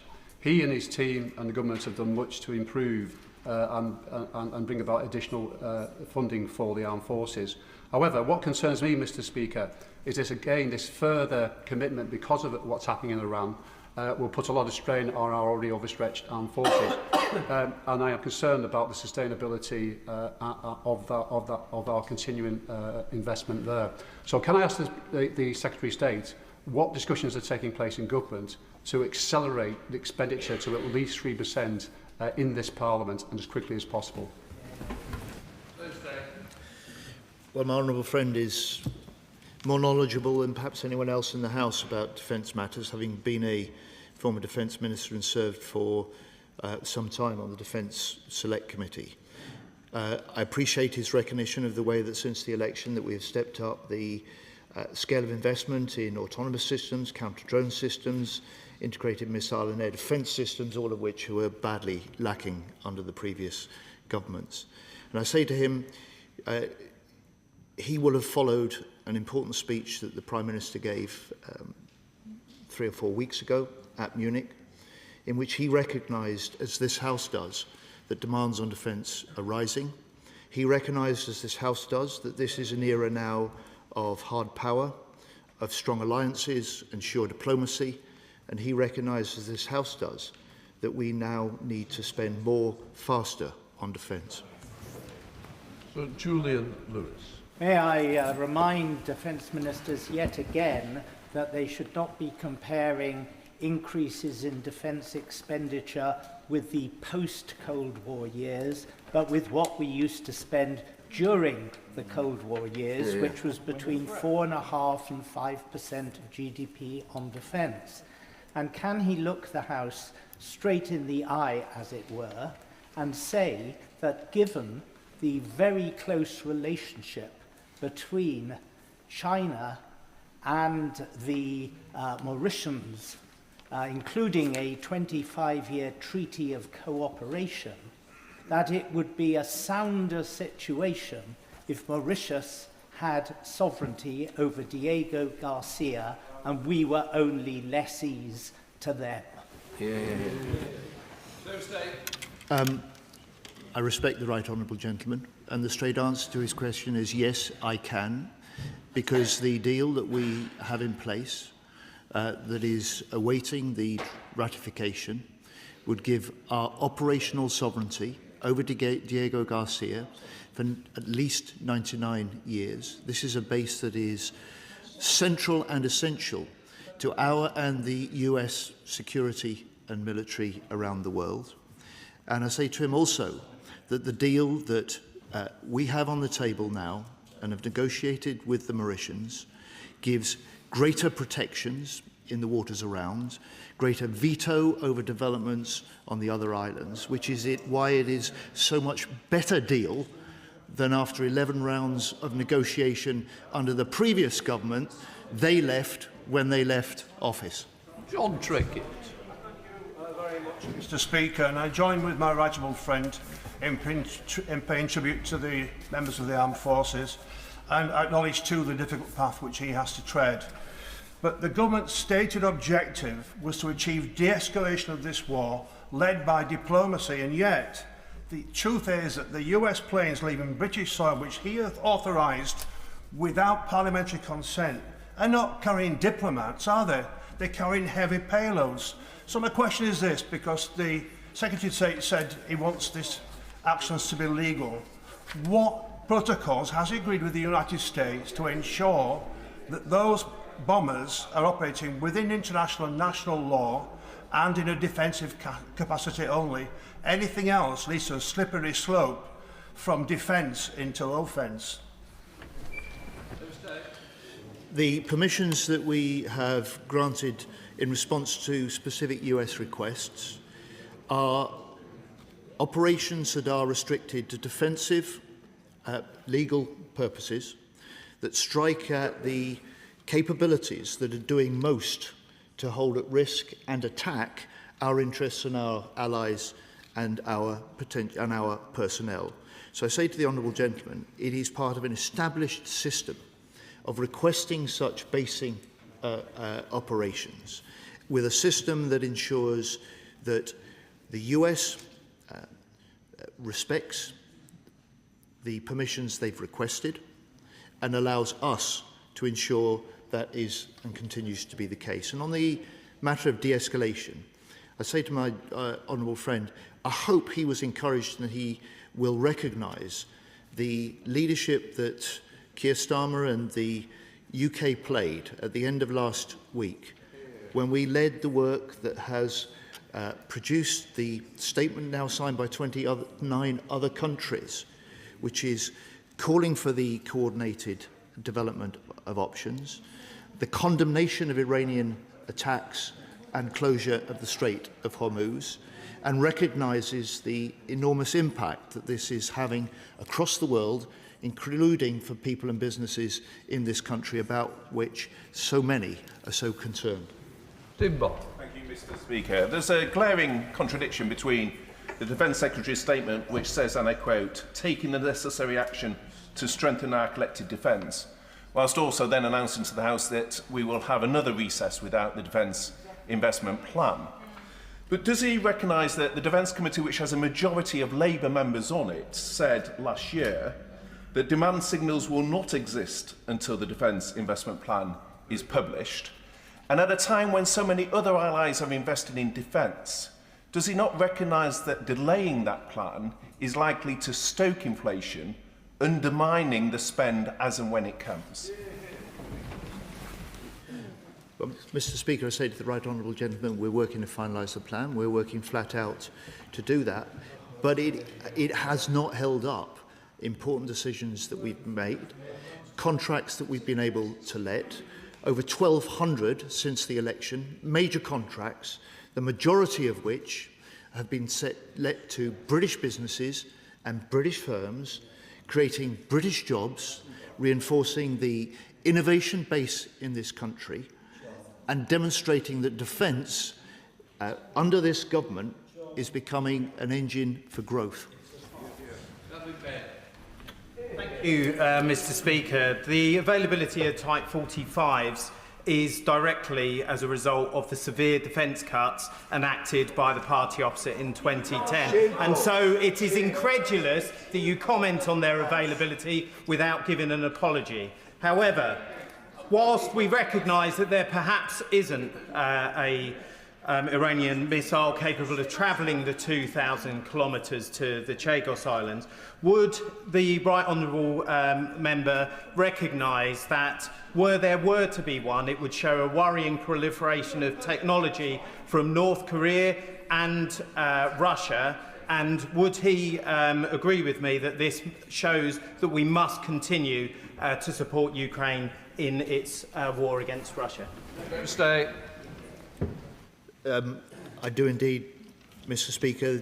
My honourable friend speaks with the authority of his service experience and his service in this House on the Defence Select Committee. He reminds the House, as I did at the end of my statement, that with all eyes on the Middle East, we cannot lift our focus and deflect our priority also for stepping up support for Ukraine and learning the lessons, as the Strategic Defence Review encourages us to do, from Ukraine.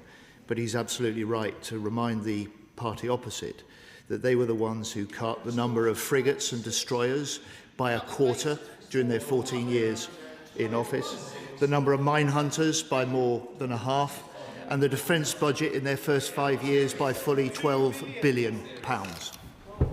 Richard Ford. Thank you, Mr. Speaker. The Secretary of State in his statement talked a lot about British hardware, but coercing an adversary also requires that we understand their war aims and their beliefs. In Iraq, we learned late about the need to develop cultural awareness. Martyrdom is central to Shia Islam and is viewed as redemptive suffering. Alongside all of the kit that the Secretary of State talked about, will the government also invest in cultural capability? So State.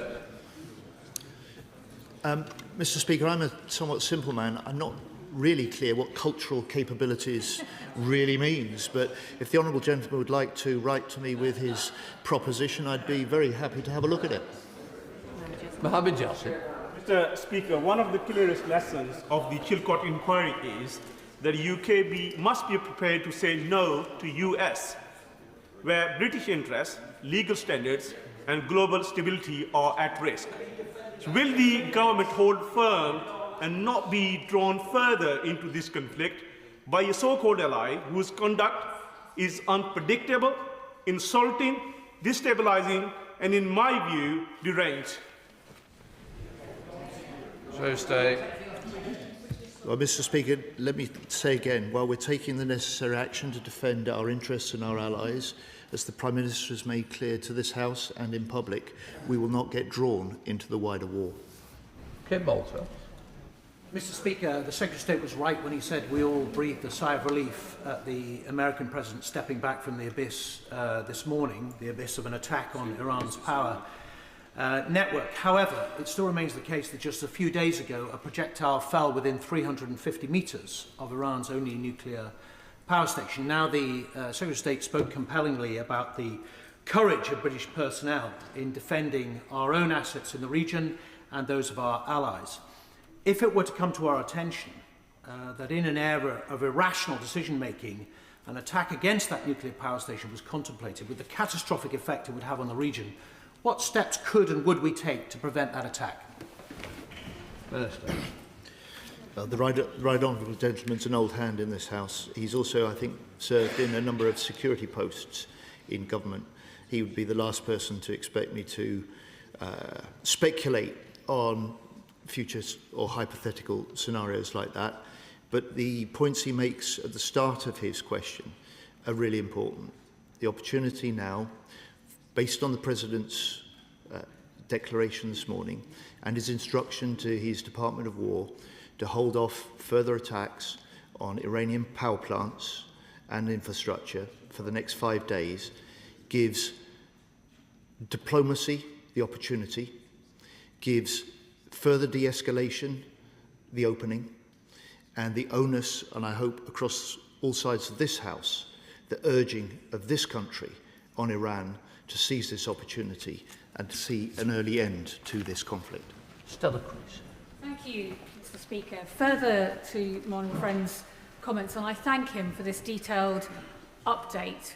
It is really important that our constituents understand how serious this is, because energy traders right now are like those epidemiologists in February 2020 looking at energy sources and shortages as those epidemiologists looked at COVID and how it was spreading around the world, working out how on earth to warn people of the horrors to come. The brutal reality is if this war does not end, we could see energy shortages that will have a lasting economic effect on this country for decades. Now, my honourable friend says there that the President has agreed to a 5-day suspension and to not target the Iranian power plants. He will know how serious this is. How confident is he that the President will stick to that 5-day pledge and give a chance for the urgent de-escalation our economy and our world needs? First, my honourable friend makes the clearest and strongest possible case for an early end to this conflict, for the imperative to embrace this opportunity that President Trump has created. And as she rightly says, the impending potential impact on the world economy, on the lifestyle and costs of all families and businesses in this country is severe. And that is the reason why the Prime Minister will be chairing a COBRA this afternoon that will look at the economic potential impacts of this conflict, a meeting that I will attend, and no doubt the House will be updated in due course. Dr. Ross Savage. Thank you, Mr. Speaker. I'd like to remind the House that RAF Fairford is in my constituency of the South Cotswolds, so it's with grave concern that I note the news of 2 missiles being aimed at Diego Garcia. The Prime Minister previously pledged that we will not be drawn into the wider war, yet we've already shifted from defensive to offensive use of air bases on UK land. As almost 60% of the British public oppose the use of RAF bases in this war, will the Secretary of State for Defence commit to bringing back to this House the opportunity for open debate and full transparency on all of the factors that are leading to this rapid descent down the slippery slope? Statements such as this, Mr. Speaker, are exactly the opportunity for members of the House to express their view, put their questions. But I say to the Honourable Lady, she is simply wrong. There has been no shift on the permissions granted to the US for specific purposes, and those purposes are defensive. Those purposes are defensive because they are limited to the Iranian missile and capabilities that are attacking our ships, our bases, our interests, and threatening our interests and our bases and our allies across the region. So the basis of the permission simply hasn't changed, and that was the confirmation that after meeting of ministers on Friday that was released by the government to confirm that. Total crime. Thank you, Mr. Speaker. I thank the Secretary of State for his statement. And despite talk of a complete and total resolution of hostilities from across the Atlantic, I agree with my honourable friend from Walthamstow that we can't give false comfort to our constituents that there won't be lasting economic and military consequences. So can I ask the Secretary of State when or what detail he can give us on the leading role he sees the UK playing in keeping the Straits of Hormuz open? Well, Mr. Speaker, as the statement that the UK helped coordinate and signed at the end of last week set out, and as I've said to the House today, we are ready to play a leading role in efforts, including all options that may be necessary with allies to try and secure a resumption of commercial shipping and a freedom of passage through the Strait of Hormuz. That is likely to require significant de-escalation, but we are preparing all options, and as I confirmed to the House earlier on as well, I have put UK military planners into US Central Command, and their job is to help shape and prepare the potential coordination of such activity that must include a range of allies and multinational support. Sir Alex Sheldon. Thank you, Mr. Speaker. Just further to the answer the Secretary of State has given, the Secretary of State has this afternoon confirmed to the House that mines have been laid in the Straits of Hormuz. Therefore, one of the biggest problems is going to be actually getting vessels insured, whether there was a cessation of violence overnight, getting it insured. So may I ask the Secretary of State how quickly he can now give the other side of that coin to the markets, to the insurance companies, that even if the de-escalation happened overnight, how quickly the insurance company have faith that the Straits of Hormuz would be demined. That's going to take a military operation led by Europe. The Americans won't get involved, we know that. So can I ask the Secretary of State how quickly can he say what the counterbalance is to the fact that he has confirmed this afternoon that the Straits of Hormuz have indeed been mined? State. I can't give the Honourable Gentleman a timescale. What I can say to him is that we are bending all our efforts in defence and more widely to contribute to the development of all options, and that those must involve allies. They've got to be multinational. And in the end, as he suggested to the House, the test will be the decision of commercial ship owners, crews and insurers about the safety that they can have about resuming their commercial trade through the Strait of Hormuz. John Manton. What Donald Trump said at the weekend was that unless the straits were opened, he would obliterate Iran's power plants. I agree that could be extremely catastrophic, attacking a nuclear plant. But actually, as we've made clear to Putin, attacking power plants that supply power to civilians is actually against international law and clearly does move things on from defence to aggression. On that basis, can I ask the Secretary of State, and I agree with him, I hope the next 5 days secure peace, but can I ask him to confirm that UK bases will not be used to attack power plants, and that if there is to be a change of policy in that way, he asked the Prime Minister, yes, that we have that debate and we have the vote in this House, because I want my constituents to know that I'm not willing to support this type of escalation. The permissions for the use of UK bases for the US are defensive. They do not include the striking of Iranian power plants, which is the clarification that my right honourable friend has given me. And as I and as the Prime Minister have said, those principles of defensive actions and decisions with a sound legal basis and actions in coordination with allies to ensure a collective self-defence in the region will continue to inform the decisions and choices that this government makes. Dougal. Thank you, Mr. Speaker. One of the things that unites the Prime Minister of Israel and the Supreme Leader of Iran is that neither of them can care less what the UK Prime Minister says, and it's difficult to imagine that the US President isn't in a similar camp. So, with fiscal headroom evaporating, business confidence vanishing and household budgets being shredded by this war, what can the Secretary of State offer over and above the vacuous calls for de-escalation to ensure that people on these islands are protected from the ferocious effects of this war and the supply of energy? Mr.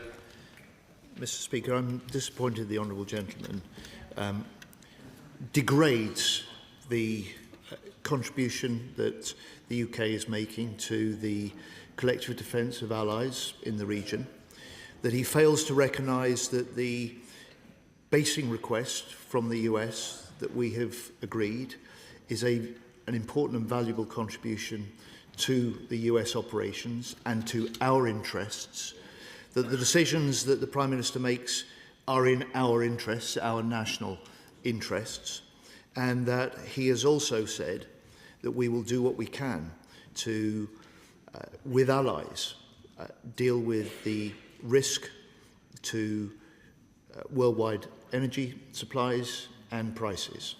He's already seen us support the release of extra oil onto the markets. He's seen us as a government put in help for those on oil heating, and I've told the House that he will chair a COBRA this afternoon to look at exactly the sort of concerns the honourable gentleman is concerned about.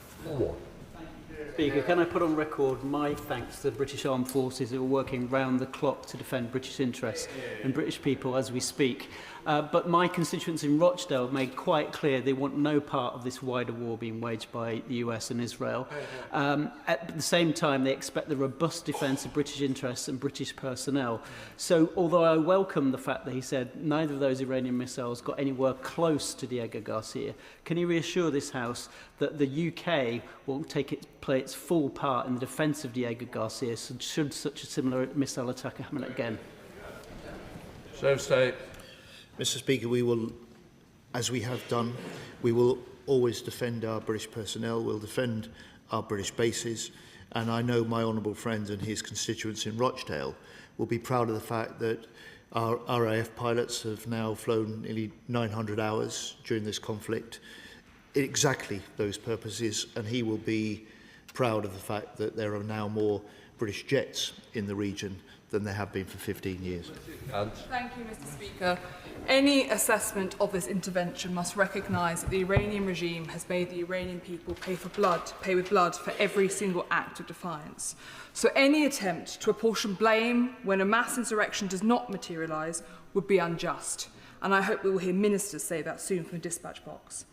Last week I raised concerns that the assessment of the intent and capability of Iran was clearly flawed, and I think this weekend's activities proved that to be true. So what action has the Secretary of State taken to challenge thinking internally and to support our British overseas territories by taking action to reinforce their defences and by speaking to their elected governments, not just governors? So, State. Mr. Speaker, I'm not sure that I really follow. I certainly don't accept what I understand to be the Honourable Lady's point. When I was in Cyprus a couple of weeks ago, I met with the Defence Minister, I met with the Chief of their National Guard, and he made clear to me that military cooperation is closer than it's ever been with the UK.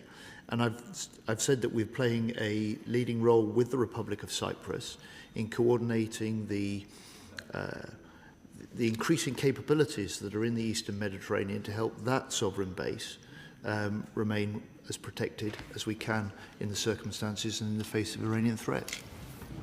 Catherine West. Thank you very much, Mr. Speaker. And further to that point, could I thank the Minister for Europe for going to Cyprus last week, and also for the conversations between the Prime Minister and the President of Cyprus, and also what reassurance can he give my constituents where we have really deep ties and long-standing people-to-people ties with the people of Cyprus, that it's not just about British personnel, but it's about the wider Cypriot family? So, I can indeed, Mr. Speaker. I hope she will recognise, and I hope as the government of the Republic of Cyprus and their military recognise that the steps that we've taken well before this war broke out to reinforce defences in Cyprus and across the region have been there not just to protect British personnel and step up defences of our base, but are indeed defending and helping protect the whole of the Republic of Cyprus and the island of Cyprus. Dr. Alping. Thank you, Mr. Speaker. From the first moment that the attempted rocket launches towards Diego Garcia were reported over the weekend, there has been growing speculation, fueled mainly by Israel, that Iran's strike capacity now stretches far beyond what we previously conceived, far beyond the Gulf region. Given what the Secretary of State has said today, given that he has confirmed that these were Iranian rockets, which goes beyond the NATO Secretary General yesterday, can he just confirm how close those rockets came, or those missiles came, to Diego Garcia? And what is the MOD's assessment now about the effective strike range of Iran's missile capacity? Does it stretch deep into Europe, and is the UK even now at risk? So State. The missiles that were fired in the direction of Diego Garcia, as I've said, fell well short. One came down and one was brought down well short. And in terms of the specific capabilities of adversaries like Iran and what they hold, those are certainly not details that he would expect or I will disclose to the House or in public. Darren Caffey. Thank you, Madam Deputy Speaker. And can I associate myself with the comments of the Secretary of State when he commends our brave servicemen and women, far from hanging around as the Leader of the Opposition thinks they were doing. They are working night and day to protect us at home and abroad. Absolutely. And as one of the many members across this House who's been part of the Armed Forces Parliamentary Stream, I add my thanks to them. Precisely because, Madam Deputy Speaker, the first priority of any government is to protect British citizens, can the Secretary of State give assurance to this House here and now that those facing Iranian aggression, closer than any of us will, have everything they need to defend our people, our bases and our allies? Secretary of State. I thank my honourable friend. I can indeed. As I reported to the House, we have the highest levels of force protection in place. Those are reviewed daily by the Chief of Joint Operations. They report to me each week. And I say to my honourable friend, he is completely right. When I was in Cyprus a couple of weeks ago, talking to the very pilots and crews that allow our F-35s and Typhoons to fly those defensive missions, as they have done from day one in this conflict, they were frankly insulted the leader of the opposition, had accused them of just hanging around. And we, on this side, there's never been an apology from the opposition for those remarks. And we, on this side, know that they're working flat out, knowing that they're doing a really important job to defend our personnel, our bases and our allies. We've got many people that need to squeeze in, so questions need to be short and answers need to be just as short. Sir Ian Duncan-Smith. Madam Deputy Speaker, can I just say to the right honourable gentleman that we can debate all of this about what the armed forces think or they don't think. I always think it's best to leave them out of these debates. However, there is an issue here at home, and defence of the realm is defence of home first and foremost. And we know that the IRGC, the Islamic Revolutionary Guard Corps, have threatened us here on these shores endlessly for a number of years. Many colleagues either side of the House have called for them to be prescribed.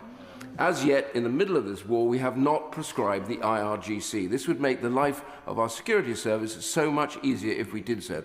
Will the Secretary of State please get up and say it is his determination that they should be prescribed and kicked out or arrested for all the awful deeds that they do, chasing, hounding and killing people on the British shores?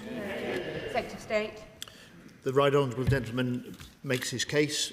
He knows, like I do, that our British services have foiled around 20 sabotage, assassination plots with the Iranian hand behind them on British soil. He makes the case for prescription. That is a decision in other parts of government, something that we keep under review and something that we will take in the broader view of the way that we are challenging, confronting and working with allies to deal with the Iranian threats. Luke Charters. Thank you, Madam Deputy Speaker. BBC News Ukraine recently published an outstanding report on the demand for drone interceptors like the British-made Octopus and Wild Hornet Sting drone. So will the government update the House on what work they are doing to bolster UK and Ukrainian drone interceptor production so that these devices can be in the skies defending against Shahid drones that are threatening British interests and Gulf partners' interests alike? Secretary of State. Thank you, Madam Deputy Speaker. I'm proud to say there are interceptors in the skies above Ukraine now that have the British hand and British production behind them, working closely with Ukraine.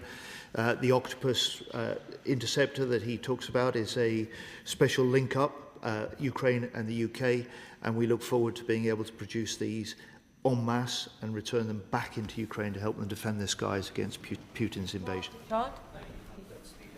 6 days ago, the UK government's security group rightly launched a leak inquiry into the leaking of very sensitive information from the National Security Council. Now, I don't expect the Defence Secretary to comment on an ongoing inquiry, but does he agree on these principles that, first of all, the very least our armed forces expect when they're being sent into harm's way is the political leadership of this country doesn't leak secret and top secret information? And secondly, the principle, whoever it is, whether it is a cabinet minister or a senior official or junior official, that when caught, they will be sacked. State. Madam Deputy Speaker, I don't think anyone can doubt the determination of the Prime Minister to prevent such actions or to take action required when there are such activities going on. And so I can give the right honourable gentleman my reassurance that that should be the case. Jacob Collier. Thank you, Madam Deputy Speaker. Can I join the Defence Secretary in paying tribute to our civilians and armed forces personnel who are defending the UK national interests, and I've had the privilege to meet many of them overseas during my time in this House. Those serving overseas have been putting themselves in harm's way, and they will have families back at home who are understandably worried, especially given the situation with personnel from the US and France being killed. So can I ask him what support he's putting in place for the families back at home of those that are serving in the Middle East? Secretary of State. Madam Deputy Speaker, I will certainly write to my honourable friend with the detail of those, but rest assured for the House that this is foremost in our minds. We have a system in place and that is doing exactly the job that my honourable friend urges. Tim Farron. Thank you, Madam Deputy Speaker. Against the backdrop of this illegal, counterproductive and reckless war, next month Palestinians in the West Bank and in parts of Gaza will take part in municipal elections, which include candidates who are committed to peaceful dialogue with Israel and who reject Iranian-backed terrorism. Does he acknowledge the significance of these elections to building peace in the Middle East? And will he do everything he can in his power, and this government, to ensure deployment of independent observers so these elections are fair and safe? Date. We will. Brian Leishman. Thank you very much, Madam Deputy Speaker. US military aircraft departed from the Scottish Government-owned Prestwick Airport up to 32 times in the 10 days before American and Israeli strikes started on Iran. Like many of my constituents, I am worried at the prospect of a Scottish airport being used in an illegal war. Will the Secretary of State definitively say today who has the authority in stopping the US military from using Scottish civilian infrastructure? Is it the Prime Minister or is it the First Minister of Scotland? Secretary of State. Madam Deputy Speaker, there has been no use of Prestwick Airport for US bombing strikes. John Cooper. Thank you, Madam Deputy Speaker. Excuse me. Excuse me. Apologies. Joking, I've swallowed a fly. Thank you. I think I'm just about yes, thank you. The situation we're talking about today is a shooting war, but of key interest to us is the tug of war which is going on between the MOD and the Treasury over the Defence Investment Plan. We have some indications of what's going on. I think we've gathered that it's not going to come out this week. Can the Secretary of State for Defence give us some indication of whether or not the purdah period for the upcoming elections in Scotland in May further impact the announcement of this critical plan? Secretary of State. I don't know why he swallowed a fly. I don't know why. He imagines that there is a tug of war, especially when he can look at the record over 18 months of the way that this government has put a record increase into defence spending, the degree of support that the Chancellor has given to recognising the rising demands on defence, and the commitment that the Prime Minister has given that in this era of hard power, the currency, as he says, of the age, that we need to do more and spend faster. Thanks, Smith. Thank you, Madam Deputy Speaker. The humanitarian implications of this war are already severe. In Lebanon, 1 million people have been forced to flee their homes, including Palestinian and Syrian refugees who had found safety in the south of Lebanon and are now being forced to flee for their lives again. Meanwhile, the airspace closures in the Gulf and the closure of the Strait of Hormuz are affecting global humanitarian supply chains. The IRC has warned, for example, that £130,000 of pharmaceutical supplies for Sudan are now stuck in Dubai. So can I ask what the Secretary of State is doing to support humanitarian access and humanitarian relief during this crisis? State. Madam Deputy Speaker, that is a part of the discussions, particularly my honourable friend, the Foreign Secretary and her team, is having with Gulf nations and having with Lebanon, and the Foreign Secretary spoke to the Lebanese Prime Minister in recent days. Dr. Ellie Chance. Thank you, Madam Deputy Speaker. The expansion of US use of UK bases announced over the weekend represents an escalation of UK involvement in this war at a time when we all agree that de-escalation is urgently needed. We are being dragged into an illegal, reckless war on the part of Trump with huge ramifications for the region and for households in this country. Now, last week, the Secretary of State said he'd only get involved if there was a viable collective plan. Where is that plan? This afternoon, the Prime Minister says to the Liaison Committee, we must beware of the false hope that there might be a quick and early end to this conflict.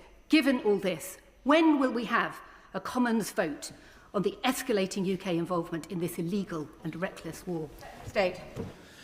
I reject almost everything the Honourable Lady has said. We will not get drawn into a wider war. The decisions we're taking are de-escalatory and defensive, not escalatory, and we will work in whatever way we can to bring an early end to this conflict. Dr. Peter Prinsley.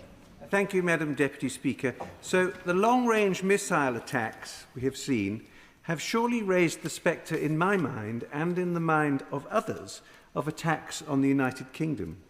Now, I have listened to his reassurances about the defence of this country this afternoon, but we have all seen the value of the Iron Dome system.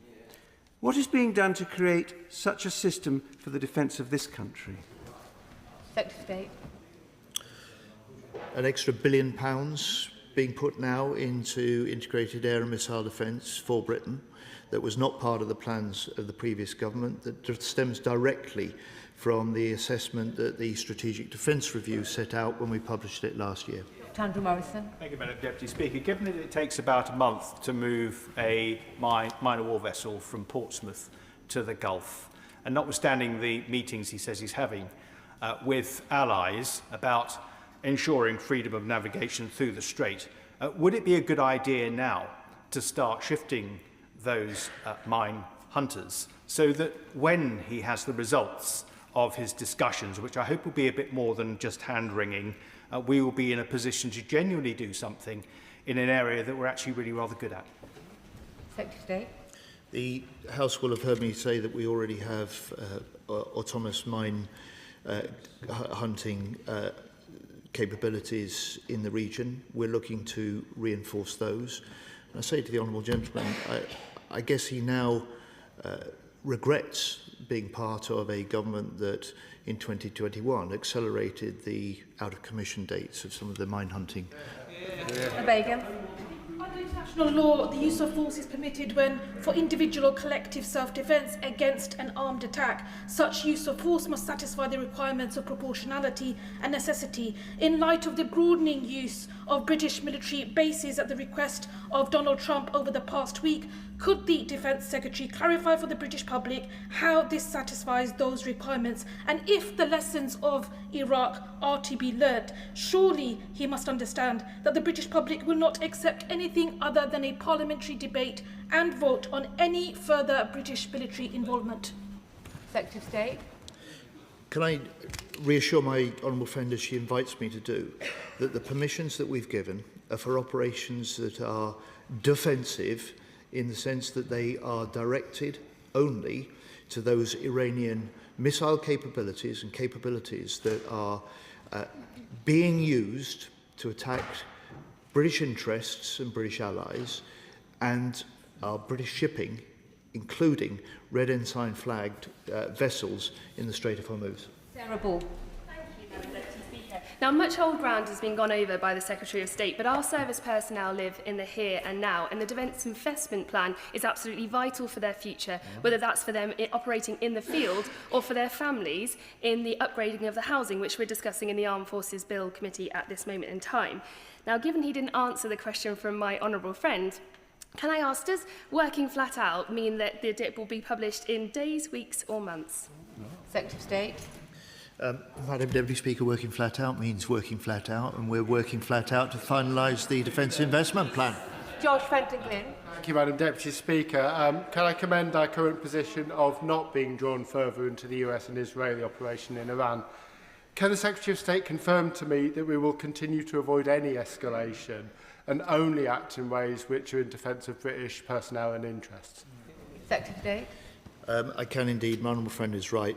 Look, our purpose is the defence of British personnel. Our base is our interests, but also our allies in the region.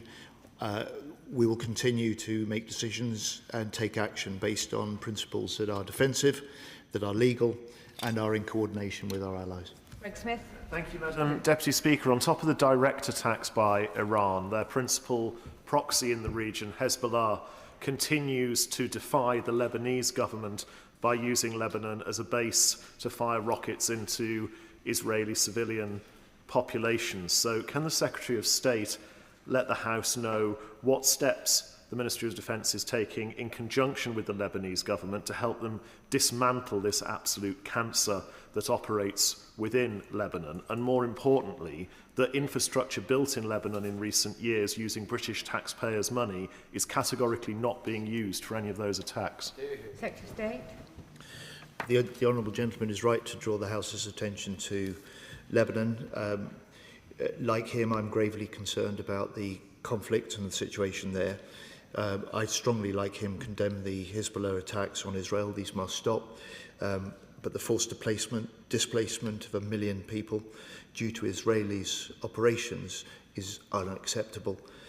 There must be now diplomatic action to prevent this conflict from widening, and the Foreign Secretary has, for that purpose, spoken recently to the Israeli Foreign Minister and also the Lebanese Prime Minister. Thank you, Madam Deputy Speaker. And I know the people of Harlow would want me to echo the Secretary of State's comments about our brave personnel and the work they do to keep us safe every single day. It strikes me, listening to his statement earlier, that it's hugely important that our bases, both here and abroad, are safe. So can the Secretary of State outline what he's doing to ensure the security of our bases is paramount, and that any organisation that seeks to break into our bases faces the full strength of the law? Secretary of State. I can indeed. I appreciate my honourable friend's concern. We're investing in more counter-drone, more CCTV. We're tightening up the base security arrangements. And my honourable friend, the Armed Forces Minister, has taken personal charge of this operation. Liz Saville-Roberts. Donald Trump may have paused his escalation of aggressive attacks, but we know that the conflict isn't over. And he said earlier that US access to British bases is restrained by the principle that such use is defensive only. The public has the right to know what safeguards exist. Could you tell the House what follow-up checks are in place to verify that this use is indeed defensive only? Secretary of State. The safeguards are the established system of granting access, basing and overflight. And that established system builds in throughout, not just afterwards, the reassurance, the checks and the controls required to ensure that when the US do take advantage of the permissions we've given, they take advantage within the permissions that we've given. Ben Obstructing. Madam Deputy Speaker, I'd like to start by paying tribute to all the personnel at RF Whitton who are doing incredible round-the-clock work to analyse exactly what's going on with this conflict in the Middle East. But I appreciate that the Secretary of State's had his Weetabix this morning, but if I could just gently remind him that it was when he talks about missile defence for the UK, he was a minister in the last Labour government, which halved the number of Type 45 destroyers, which means that we don't have enough, and also equipped them with the WR-21 engines, which means that we only have one that's currently seaworthy, which is HMS Dragon. So if I could just remind him of that. But his colleague, the Security Minister, who's there on the front bench alongside him, informed me last week that the government was informed in advance of the attacks by the US and Israel on Iran. Could the Secretary of State confirm how far in advance the government was informed of these attacks? Was it hours, days or weeks? Deputy Speaker, that sort of data and information I'm not prepared to disclose, but I think the honourable gentleman should judge us by our actions. And well ahead of this war breaking out, we reinforced Britain's defences within the region. And on Dragon, we only have Dragon available in order to deploy to the Eastern Mediterranean because it was ordered by a Labour government, and throughout 14 years his previous governments didn't order a single new destroyer. Manuela Pascallo. Thank you, Madam Deputy Speaker. While the government has set out its military approach in some detail, there remains far less clarity on the diplomatic strategy that must eventually bring this conflict to an end. Can the Secretary of State set out what the UK is doing to get all sides back at the negotiating table? And in so doing, how will the government ensure that we are not simply following President Trump down a path that risks replacing one brutal regime with another, rather than securing democracy and freedom for the Iranian people? State. Madam Deputy Speaker, first and foremost, we are ensuring that we can protect British interests in the region. We're looking to protect our allies in the region, and everything we do is in coordination with our partners in the region. And I hope she takes some encouragement from the announcement that we were able to help coordinate and publish at the end of last week, signed now by 29 other nations, about the importance of opening the Strait of Hormuz.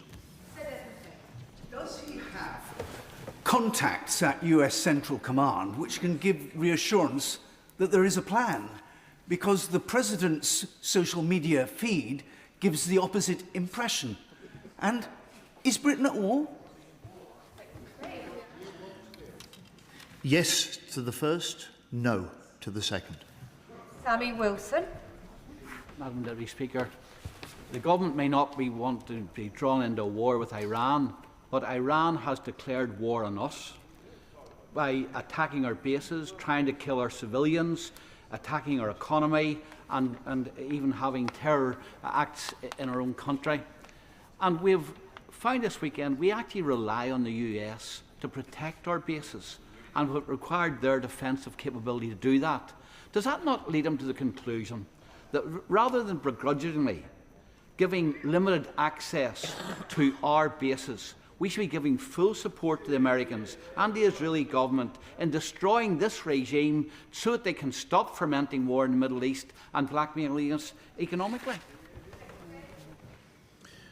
Madam Deputy Speaker, we have agreed to the requests that the US has put to us. We are working closely, as I've said, as one of our major principles in coordination with allies on defensive operations, including and especially with the US. Chris Coughlin.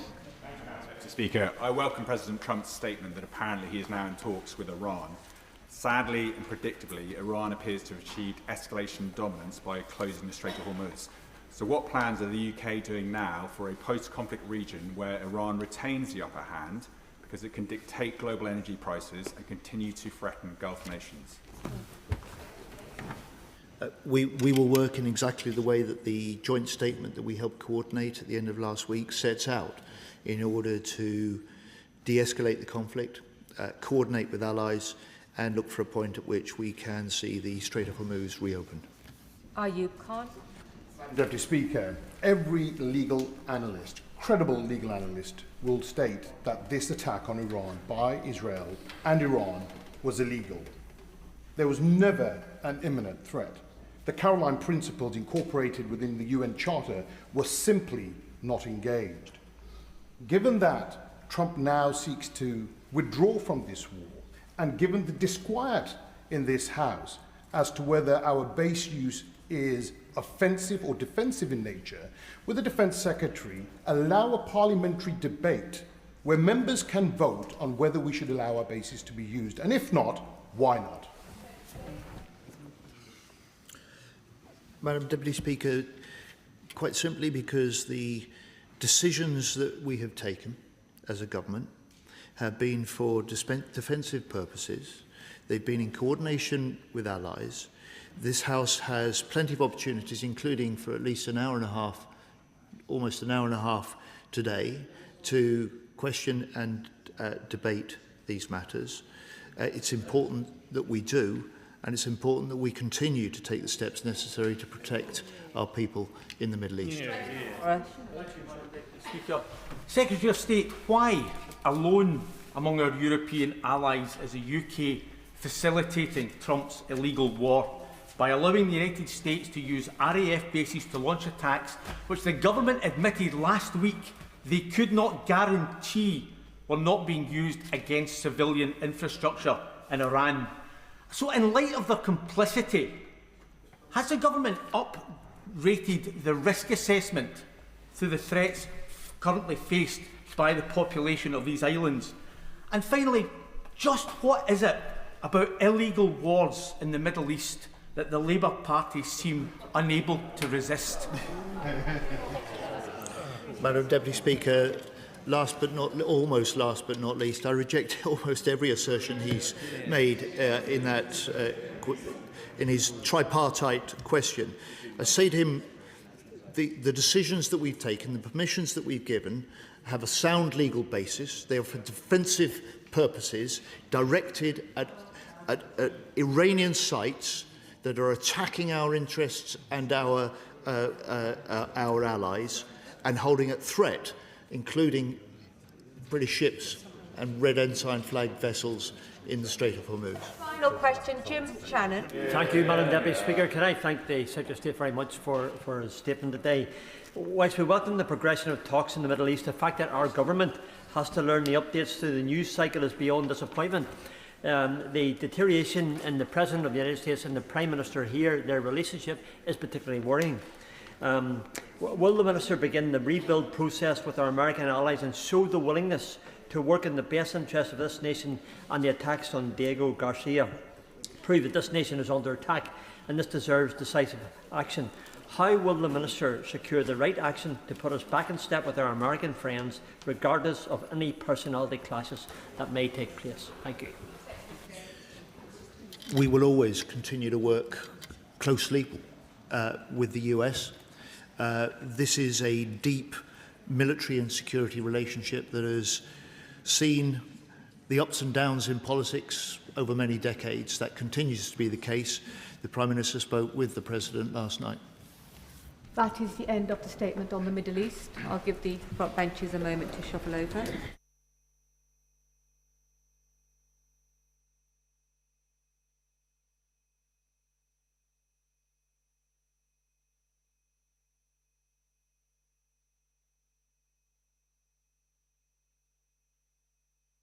Come to the statement on Hatzola ambulance attack, and I call the Minister, Minister Dan Jarvis. With your permission, Madam Deputy Speaker, I will make a statement on the abhorrent arson attack in Golders Green, North London. I will begin with the facts as they are currently known. At 1:45 this morning, the Metropolitan Police and the London Fire Brigade were called to reports of a fire on Highfield Road, Golders Green. Officers attended the scene where 4 ambulances from Hatzola, a volunteer-led ambulance service run by members of the Jewish community, were on fire. The attack occurred in the car park of a local synagogue where Hatzola's vehicles for this area are based. Now, Madam Deputy Speaker, I can tell the House that the vital work of this organisation will continue uninterrupted, with its highly trained volunteers responding to calls as steadfastly as ever. Now, the government is determined to deliver justice for this cowardly attack. Of course, we fully support the police in bringing the perpetrators to account, and we are equally committed to ensuring that Hatzola suffers no lasting impact as a consequence. As the Secretary of State for Health has confirmed, 4 replacement ambulances will be in place by tomorrow morning, and the government will fund permanent replacements to ensure that this essential service remains strong and fully equipped. Nearby houses were evacuated as a precaution, with residents allowed to return quickly to their homes. Thankfully, no injuries occurred. Now, Madam Deputy Speaker, the House will be aware that police are treating this arson attack as an anti-Semitic hate crime. The investigation is now being led by counter-terrorism policing, although I should emphasise that this has not been declared a terrorist incident at this stage. No arrests have been made. But I take this opportunity to urge anyone with information to contact the police. Now, officers are aware of an online claim from a group taking responsibility for this attack, and establishing the accuracy of this claim is a priority for the investigation team. As the Home Secretary has told the House earlier, support for the Jewish community in London is being stepped up. The police have the unshakable backing of this government, and I am sure the whole House, in their effort to find the perpetrators of this awful crime, who should be in no doubt whatsoever that they will be pursued and made to face the consequences. Madam Deputy Speaker, I also wish to echo the Home Secretary's words of thanking the police and the Fire and Rescue Service for the speed and professionalism of their response, which was vital in averting an even worse outcome. Now, shocking though it was to wake to this morning's developments, I know that for many, this outrage will not have come as a surprise, occurring as it has at a time of profound distress and vulnerability within our Jewish communities. Now, given the vicious torrent of anti-Semitism that was unleashed following the October the 7th attacks, a dreadful manifestation of which we saw to our horror in Manchester last year, when Heaton Park Hebrew Congregation Synagogue was the subject of a sickening act of terrorism on Yom Kippur. And today, as at that profoundly difficult moment, And as in the aftermath of the subsequent atrocity on Bondi Beach in Sydney, we declare once more that we stand with our Jewish friends, colleagues and neighbours. And with the oldest hatred on the rise, we assert our unwavering commitment to defeat it.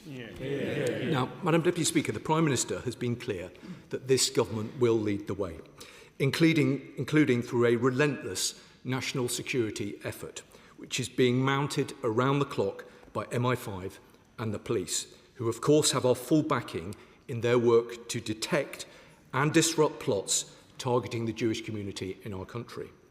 Now, while those activities must necessarily take place away from view, our willingness to take strong and decisive action when threats present themselves has been underscored again in recent weeks, with 3 men jailed over a foiled terrorist plot targeting the Jewish community in Greater Manchester, and a separate investigation into suspected surveillance of locations and individuals linked to the Jewish community in the London area, which resulted in 2 men being charged last week under the National Security Act.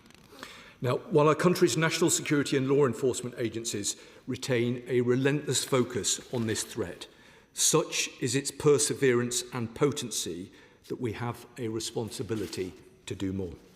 It is a terrible indictment that we should need to do this, but we must, and we are. Now, the demand for extra measures and precautions, such as those provided so expertly by the Community Security Trust, is only intensifying. That is why, in the wake of the Manchester attack, we increased funding available via the Jewish Community Protective Security Grant to a record 28 million, a level we are maintaining in the next financial year. We are also strengthening police powers for dealing with repeat protests, which have been a source of concern for many within the Jewish community. And the Home Secretary has commissioned Lord MacDonald to undertake a review to consider how public order laws can be improved to keep hate and intimidation off our streets. But we can only prevent the manifestations of this evil if we address the cause, by tackling the very existence of anti-Semitism in this country. That means adopting and enforcing a posture of zero tolerance in every part of our society. Now, the Online Safety Act will compel tech platforms to protect UK users from illegal anti-Semitic material. Meanwhile, we are acting to drive anti-Semitism out of the NHS with stronger mandatory training and an urgent review led by Lord Mann.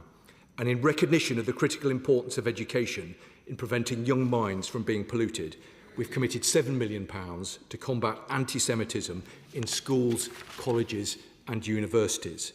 And we have launched a review led by Sir David Bell into anti-Semitism in schools and colleges, which is expected to conclude in the autumn.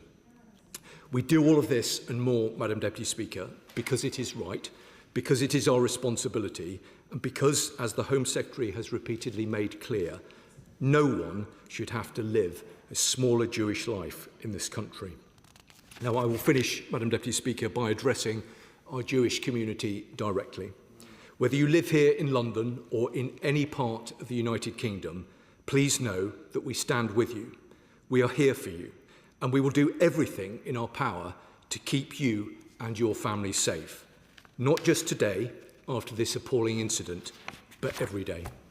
I commend this statement to the House. I call the Shadow Secretary of State, Chris Field. Thank you, Madam Deputy Speaker, and I thank the Minister, as always, for advance sight of his statement. This was a hideous anti-Semitic attack on a charity which provides ambulance services, not just for the Jewish community, but for the whole community. I saw that myself some months ago when I visited the Stamford Hill branch of Hatzola, and my colleague, the member for Castle Point, has been a great supporter of the Hatzola branch in her constituency. Let me start by thanking Hatzola and the emergency services for their response this morning. Anti-Semitic incidents are on the rise. The Jewish community has been targeted again and again, including by the Islamist murder at Heaton Park Synagogue last autumn. The Community Security Trust recorded the second highest ever number of anti-Semitic incidents last year. The truth is, the government must do a lot more to fight anti-Semitism. We've seen a recent anti-Semitic murder and a surge in anti-Semitism, but too little has been done, as this morning's outrage demonstrates. This morning, I visited the Hatzola branch in Golders Green together with my right honourable friend, the Shadow Foreign Secretary. I spoke to dozens of people this morning in Golders Green who are now living in fear, including a mother worried about sending her children to school. And anti-Semitism often goes hand in hand with Islamist extremism, a threat we know all too well.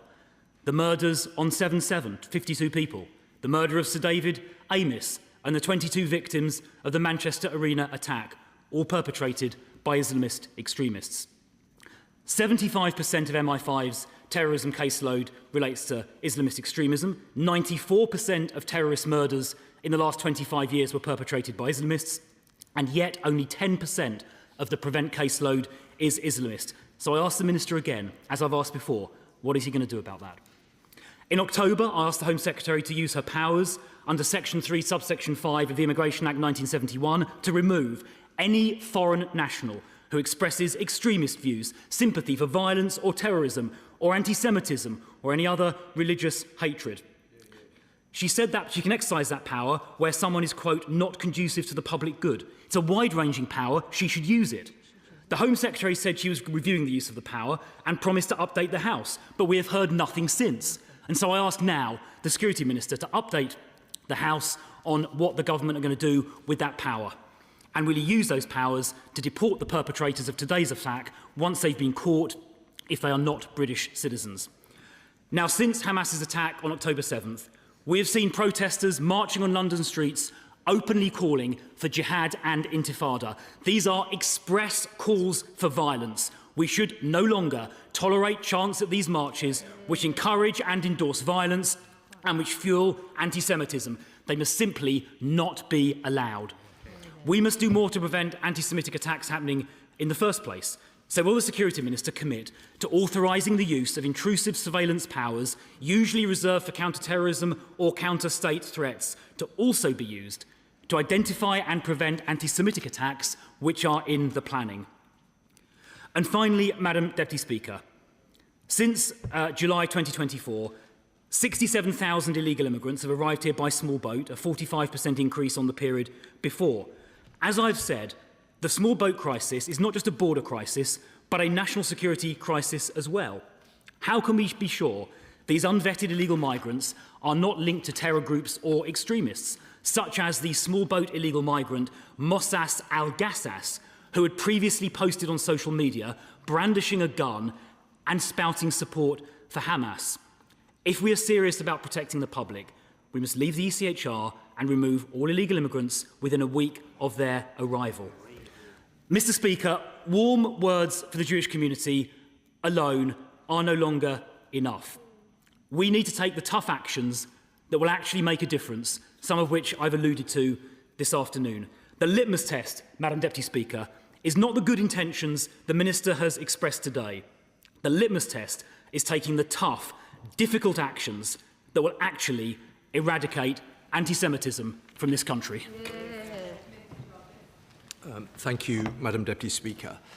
Let me begin on what I hope is a point of consensus between the Shadow Home Secretary and myself.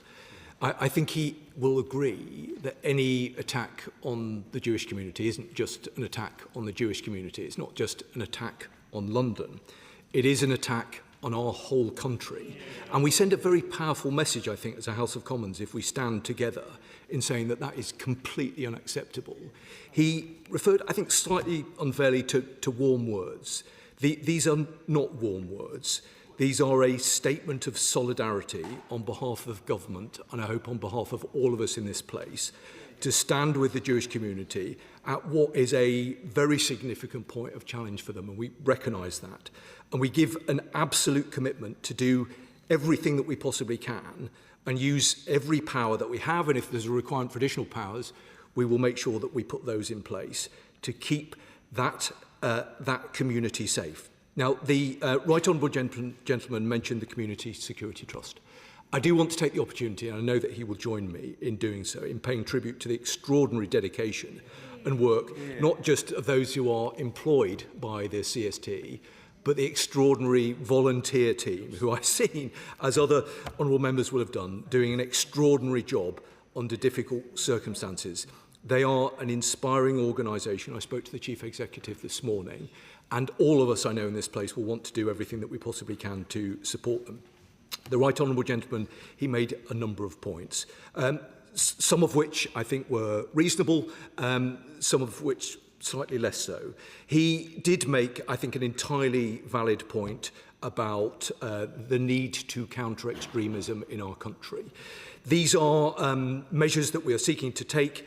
Again, I would never want to have this debate in a party political environment. We do need to clamp down on those who seek to bring hate to our country. And the Home Secretary is absolutely clear that she will use all of the powers that are available to her in order to do that. Now, the Home Secretary, I think, made a reasonable point about prevent referrals, and he's flagged it with me previously. This is not something that is new to this particular government. It goes back under the previous government, and we are looking very carefully at what we can do to ensure that there is much less of a mismatch in the way that he described, and I give him an assurance that we're looking very closely at that. He also referenced the concern that I know lots of honourable members will have about protest activity that has taken place in recent time. And that is precisely why the Home Secretary has commissioned Lord MacDonald to look at this issue, and we expect him to make recommendations as soon as he's practically able to. Catherine West. Thank you very much, Madam Deputy Speaker, and could I thank also the Minister sat beside the Minister for Security for her urgent action today, and also my colleague who I know will speak shortly from the other side of Barnet, with 4 Barnet MPs very, very upset and worried about what happened early this morning. And I just wanted to put on record huge thanks to all of the partners who have jumped into action with the Gold Group, the Mayor of London, the police, the borough authorities. Everybody is sending out huge messages of support. And it is with great gratitude that we have now a very strong security message that this will be investigated fully and no stone will be unturned so that we can find the perpetrators of this alleged incident. Thank you, Madam Deputy Speaker. Well, Madam Deputy Speaker, I'm very grateful to her and to other colleagues for the work that they have done. I think it is moments like this where we do see the very worst of our country, but we also see the best in terms of those brave men and women in the police, in our intelligence services and in the Fire and Rescue Service in stepping forward to do everything that they can to support. The police are engaged in a very significant operation under the way at the moment to try and track down and bring the perpetrators of this awful crime to justice. I know that they will have the Honourable Lady's support and the support of this whole House. Liberal Democrat spokesperson Luke Taylor. Thank you very much, Madam Deputy Speaker. I, like so many Londoners, woke up this morning to the news of this cowardly attack and felt that horrible pit in my stomach of disgust and also deep concern for my Jewish friends and neighbours. I want to express my heartfelt sympathy to Jews across London and the country and to affirm that hate like this will never be normalised. It is the opposite of everything our city stands for. We welcome the government's commitment to replace the ambulances quickly, but can the Minister set out what immediate safety measures are being put in place for local residents and key Jewish sites across the country? I'd also like to reiterate that our efforts in this place must be not just on responding after the fact, but making meaningful interventions beforehand to stop distressing crimes like this happening in the first place. That means recognising that we have an anti-Semitism problem in this country and that, crucially, we must take action to tackle the root causes of it. Will the Minister set out what steps the recently unveiled cohesion strategy will take to bring an end to the scourge that is anti-Semitism in this country? Likewise, will the Minister finally listen to our calls to reverse the cuts to the Metropolitan Police officer numbers? Since May 2024, it's estimated that 2,508 officers have been lost, while the Met Commissioner has warned of the increasing difficulty in keeping Londoners safe with a shrinking force. Madam Deputy Speaker, visible policing plays a key role in deterring and investigating this kind of crime, and it reassures communities like our Jewish community because no one should live in fear as a result of their religion. So, can the Minister explain what the government will do now to get more, not fewer, police officers on our streets in London to stop horrific incidents like this from ever happening again? Speaker, I'm grateful to him, and he's absolutely right. Hate like this will never be normalised. I spoke to the Assistant Chief Commissioner this morning, and along with senior colleagues in the Metropolitan Police, I know that there is an extensive operation underway to provide reassurance to communities across London, and there will be engagement taking place as we speak.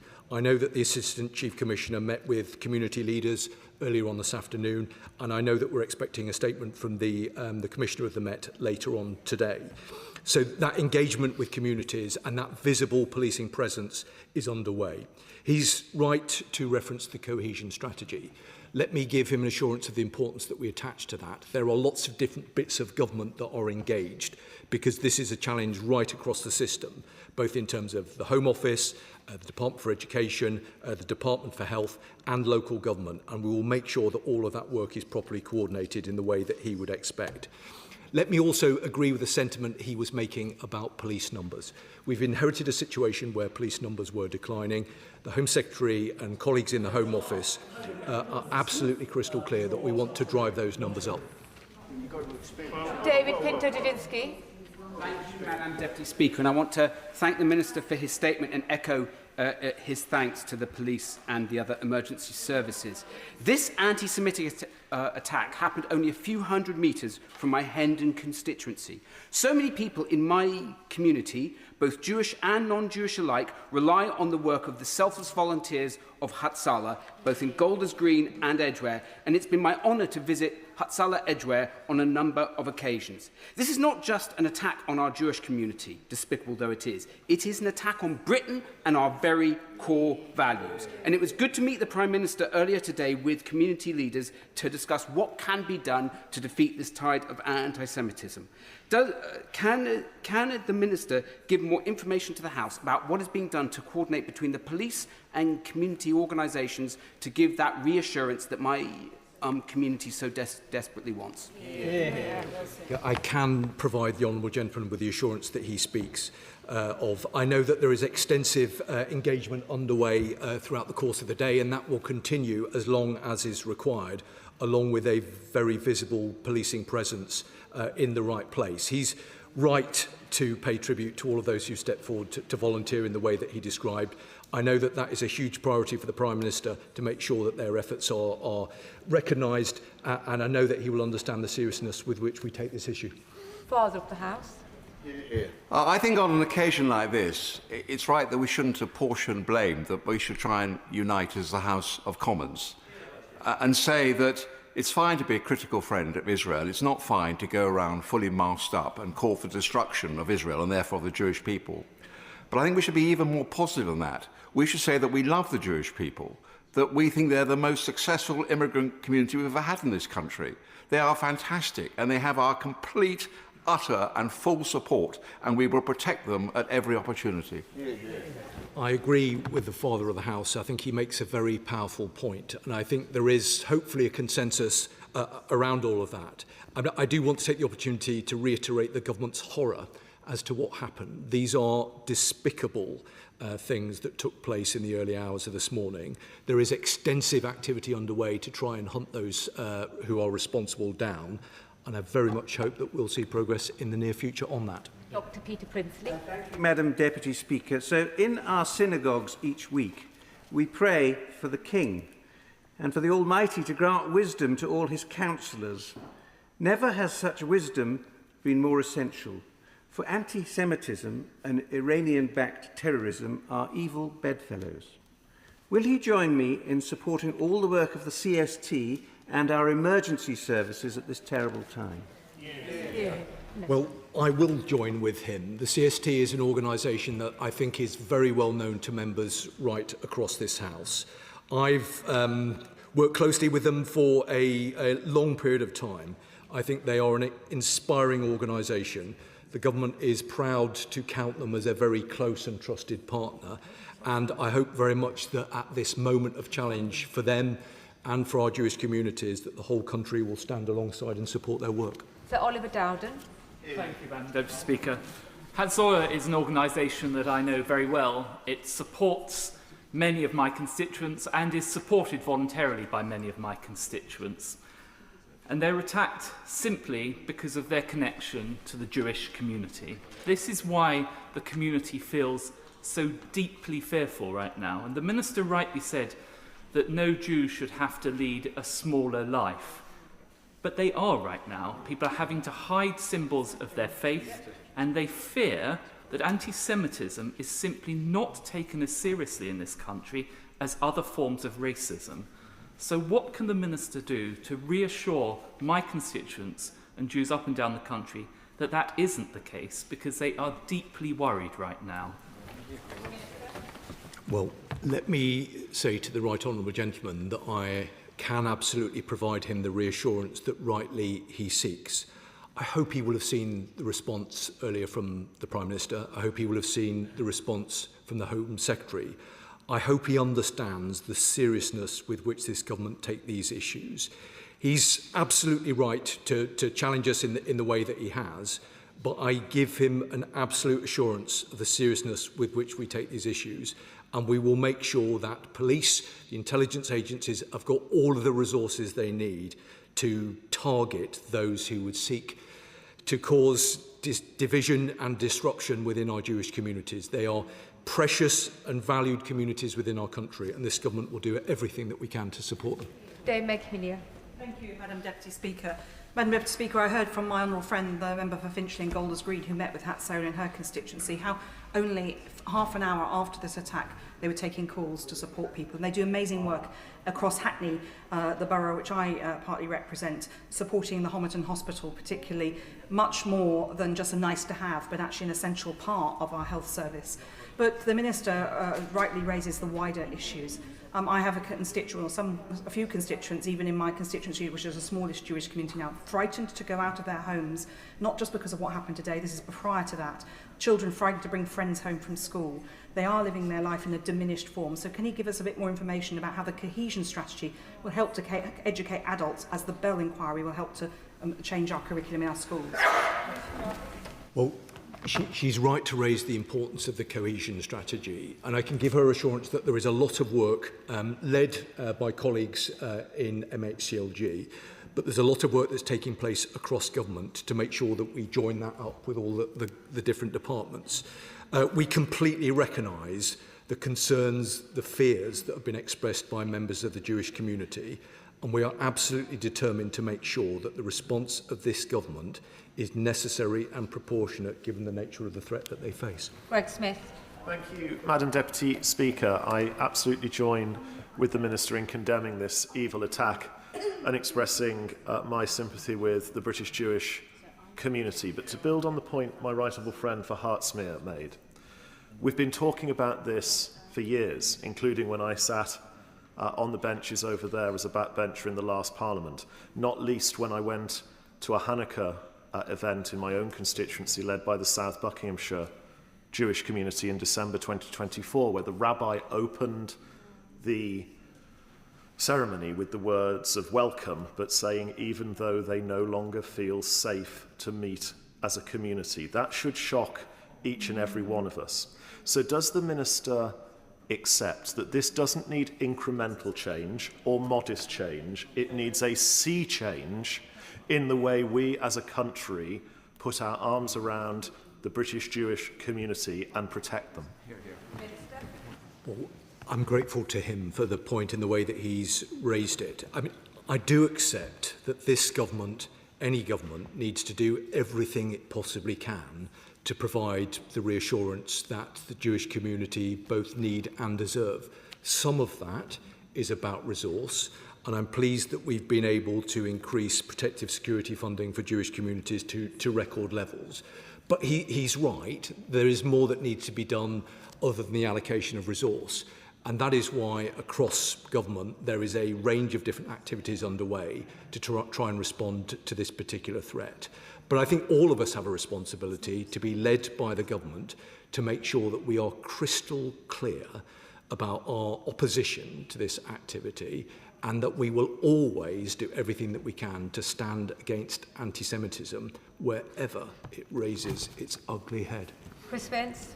Thank you, Madam Deputy Speaker. Can I join the Minister in condemning these abhorrent attacks that we saw in Golders Green this morning? I want to pay tribute to Rabbi Shalor, who is the rabbi in charge or that supports a Harlow Jewish community. And can I pay tribute to the work she does, not only supporting that community, but supporting the wider community of Harlow.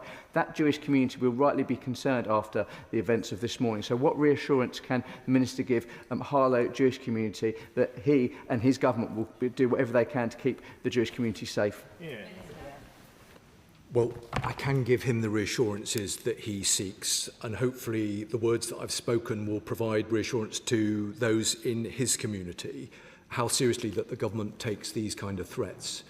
But I think it's also important to say that this has to involve a range of different organisations, and that's precisely in my earlier remarks why I detailed the work that's taking place in academia, in the NHS, in local government, to ensure that wherever there are challenges in this regard, that our response is joined up, properly resourced, and we are clear, not just across government, but across our society, that this kind of anti-Semitic behaviour is not acceptable.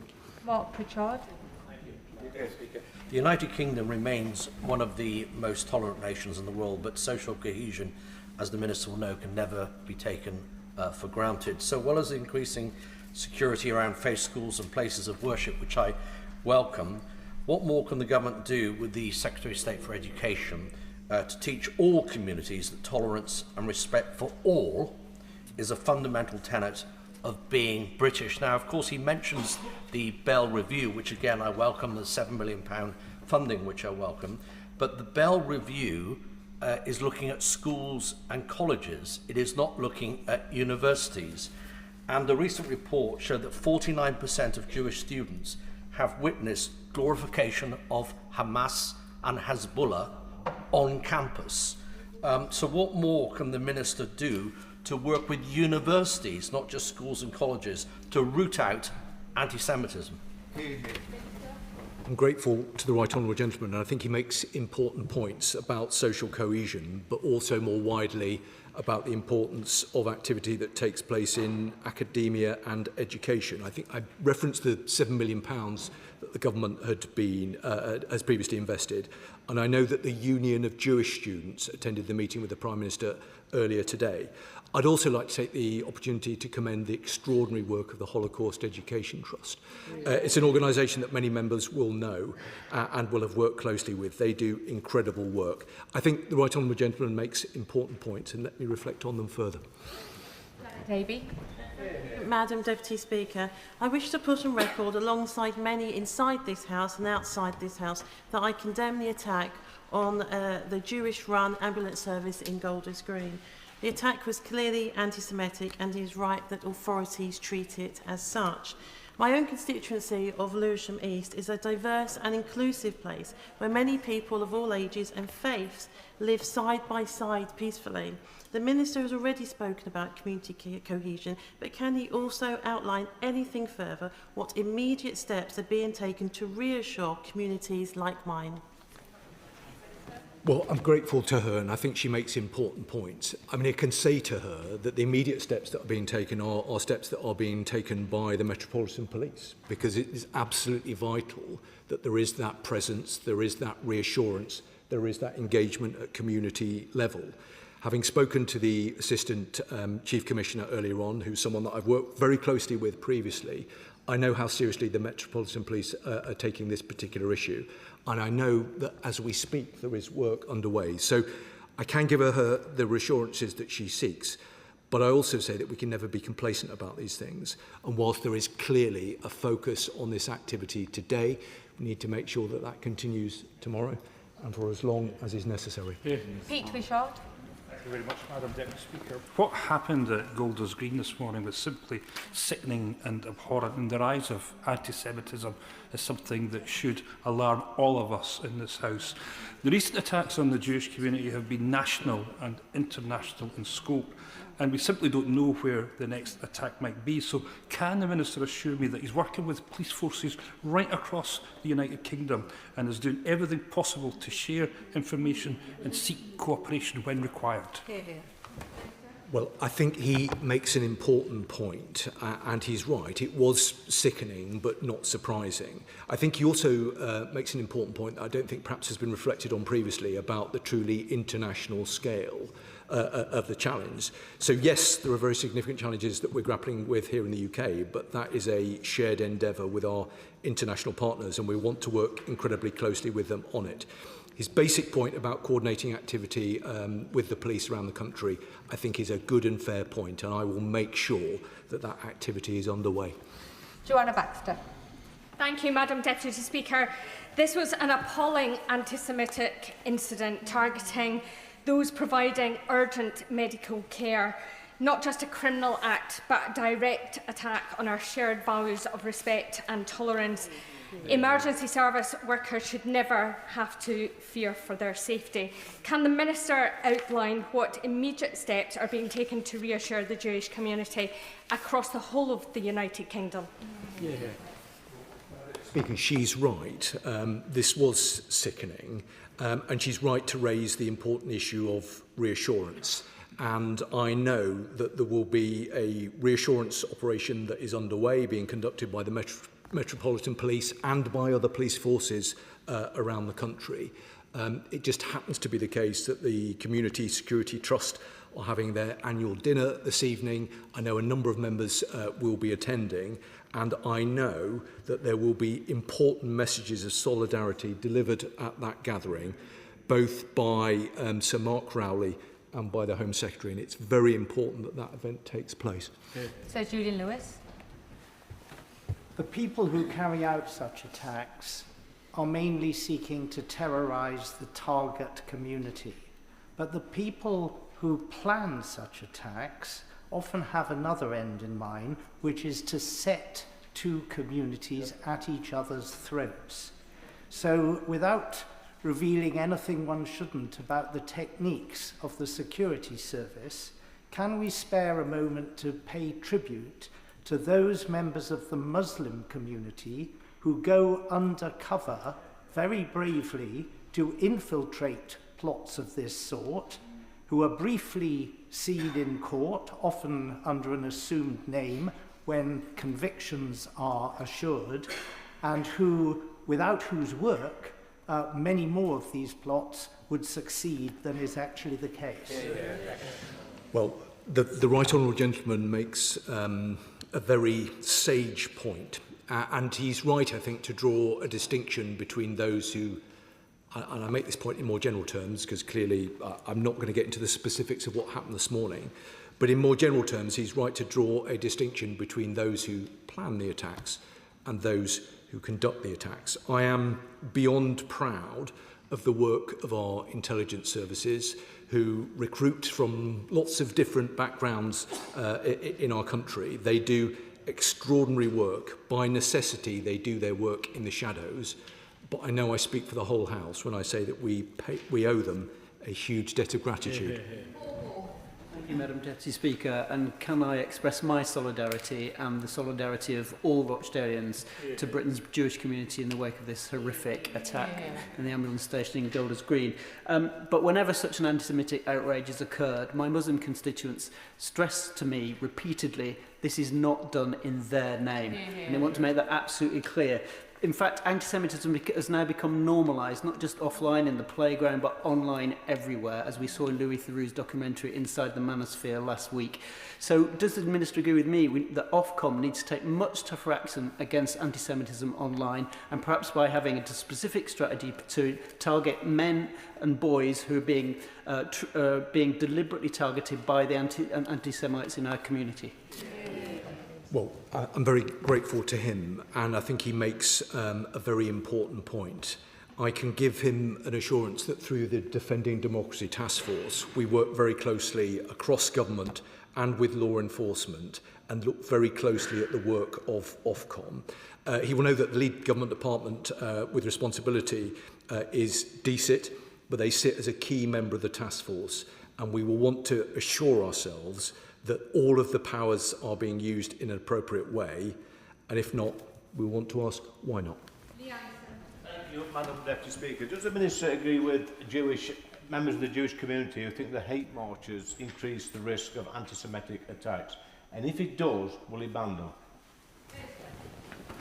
The Home Secretary has just banned a hate march. Conor Rand. Thank you, Madam Deputy Speaker, and I share the Minister's disgust at the horrific arson attack today, which will further worry the Jewish community and all decent-minded people in Altrincham and Sale West and across our country. He rightly spoke of the importance of strong and decisive action to tackle the torrent of anti-Semitism. So can he tell the House when we will see concrete implementation milestones for the government's Protecting What Matters action plan? Well, what I can say to him is that these are issues that are an urgent priority for the government. He will know that the lead department is MHCLG, but we work very closely with all government departments to ensure that our response is proportionate and in line with the nature of the threat. Whilst people's minds understandably have been focused by what has occurred this morning, I can give him an absolute assurance that we are on these matters 7 days a week and working across government to ensure that we keep the public safe. Jack Rankin. Thank you, Madam Deputy Speaker. These despicable attacks have been claimed by Harakat al-Sab al-Yamina al-Islamiyah, a group assessed by analysts to be an Iranian proxy linked to the IRGC and Hezbollah. Emma Schubert of the Henry Jackson Society has warned this reflects a pattern of coordinated attacks on Jews across Europe. Does the government share this assessment, and if so, when is the government going to finally prescribe the IRGC? The best time to do that had been 10 years ago. The second best time is now. I know that he will understand that given that there is a live counter-terrorism police operation underway, it would not be appropriate for me to speculate about the linkage of this activity with other activities that have taken place on continental Europe. I hear his point about the prescription of the IRGC. I hope that he will understand that the government commissioned Jonathan Hall to look at the issue of our terrorism legislation. Mr Hall has made a series of recommendations, the essence of which is that we need new legislation in order to be able to prescribe state-backed entities, and the government intends to bring forward that legislation as soon as we possibly can. Sammy Wilson. Madam Deputy Speaker, we shouldn't be surprised at the attacks which happened in Golders Green last evening, because after all, we have been promoting this anti-Semitism in various ways across the United Kingdom. Whether it's the sectarianisation of politics that we have seen by some parties directed towards the Jewish community, whether it's a Labour council in Kent promoting an art show which shows Jews eating babies with blood dripping from their teeth, or a chief constable trying to ban Jewish fans based on lies, or the leader of the Green Party now encouraging councils to boycott trade with Israel, even though that would be illegal. Does that not set the atmosphere that Jewish people are a target because Jewish people in some way are doing things that are evil and wrong? Well, I don't think anybody was surprised by what happened this morning, but it's the absolute requirement of government to make sure that our response is proportionate given the nature of the threat. And I think ultimately all individuals and all organisations have a responsibility for their own conduct.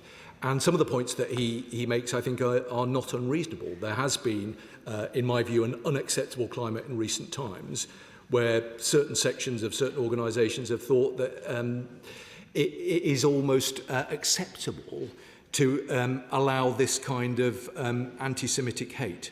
That is not the view of this government. The view of this government is that it's completely unacceptable, and that is why we are organising to make sure that we've got the resources marshalled in the right place at the right time to give our Jewish communities the reassurance that they absolutely need and deserve.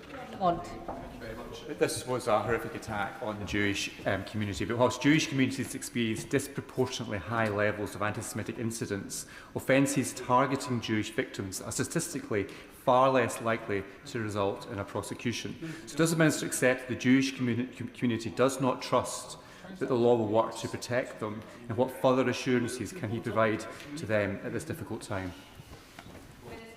I completely understand that many members of the Jewish community are living their lives under the threat of the kind of activities that we saw this morning.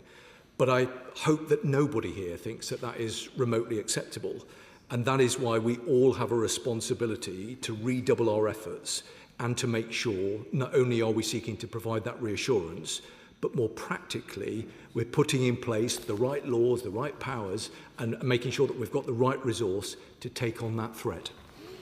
If you're ready, Liz Savile-Roberts. Diolch yn fawr iawn i'r Prylefarydd, and of course my thoughts are with the Jewish community in North London. There is something particularly abhorrent about the destruction of ambulances here, and actions motivated by extreme hatred must be condemned. No one anywhere should be made to feel at risk because of their race or their religion. So there is a question here: how are risks to the wider Jewish community, particularly those communities that are perhaps scattered, or individual families, or even individuals, being assessed? This, of course, is relevant to Wales, being assessed at present because so many people feel at risk. Well, I completely agree with her. It's beyond abhorrent that anyone would seek to target ambulances providing extremely important, valuable public service in the way that we've seen this morning. But she's also right to make the wider point about ensuring that no communities are left behind. And whilst the attack this morning has taken place in London, as I mentioned in my earlier remarks, we saw a terrible terrorist attack take place in Greater Manchester last October. So wherever we have Jewish communities in our country, we need to make sure that with the police and with the range of other organisations are providing the support that is obviously now required. Thank you, Madam Deputy Speaker. In a previous incarnation, I was fortunate enough to be a parliamentary candidate in Hackney, and I was invited to go and meet the Hatzola in Stamford Hill, and I was blown away by the incredible work that they do. The fact that they are integrated into London Ambulance Service and provide such a vital community resource is extremely commendable, and I would like to pay tribute to them first of all. I'm conscious that emergency workers are incredibly vulnerable at the best of times, and given that Hatzola is obviously liveried, clearly marked as effectively Jewish, what steps is he taking to mitigate the additional vulnerabilities of the Hatzola crews going forwards to make sure that they aren't targeted in any sort of type of copycat attacks? Well, I'm grateful to him for his remarks about Hatzola and the important work that they do. I think he's made a good point about whether there is more that we can do to provide support and reassurance to emergency workers engaged in quite literally life-saving activity. I know he will understand that this is an incident that only took place a number of hours ago, so we're dealing with the immediate response to it. But I think he has made a good point, and I give him a commitment that I will look carefully at it. Thank you, Madam Deputy Speaker. Can I welcome the additional support this government is providing to our Jewish community? I know as a Muslim, how reassured the Muslim community was following arson attacks at a mosque. But one of the biggest problems I see is on social media, especially on X, with extreme anti-Semitic remarks around this particular incident. What we know is that this voluntary ambulance service wasn't just serving the Jewish community, but all communities. And this abhorrent and callous act, the perpetrators must be apprehended. Does the Minister agree that it's not just apprehension, but the expediency of that apprehension as to send a deterrence that if you attack any community member or any community asset, it's an attack on every single person in this country? Well, I'm very grateful to him for his remarks, which I know will be appreciated in the Jewish community. I think he's right to raise the considerable concerns that exist in every corner of this House about the threat that exists online. I hope he sees that we take that incredibly seriously. There's a lot of work underway led by the Defending Democracy Task Force, and he will know that we've commissioned Philip Rycroft to conduct a review into this area. The Online Safety Act will provide some protections, but the government has been crystal clear. If they are not sufficient, we will need to do more. Dr. Andrew Morris. Thank you, Madam Deputy Speaker. The Minister, among the many reviews he cited, mentioned Jonathan Hall's review, but it's getting a bit long in the tooth. Surely, given the events in North London and the Middle East this month, the reviews that he made should now be expedited, since there appears to be cross-party support for the concept that the IRGC should be prescribed. And can he say why it is that the Wagner Group, which is a state-linked entity, can be prescribed, but evidently the IRGC cannot be, even without changing the Terrorism Act? Well, I think the right honourable gentleman makes a good point. Jonathan Hall, who has done a lot of good work in this particular area, has made recommendations which the government have accepted. And we are looking very closely at what is the best way in which we can provide the legislation that he recommends. I take his point about urgency. He will understand, as a very experienced member of this House, that I would be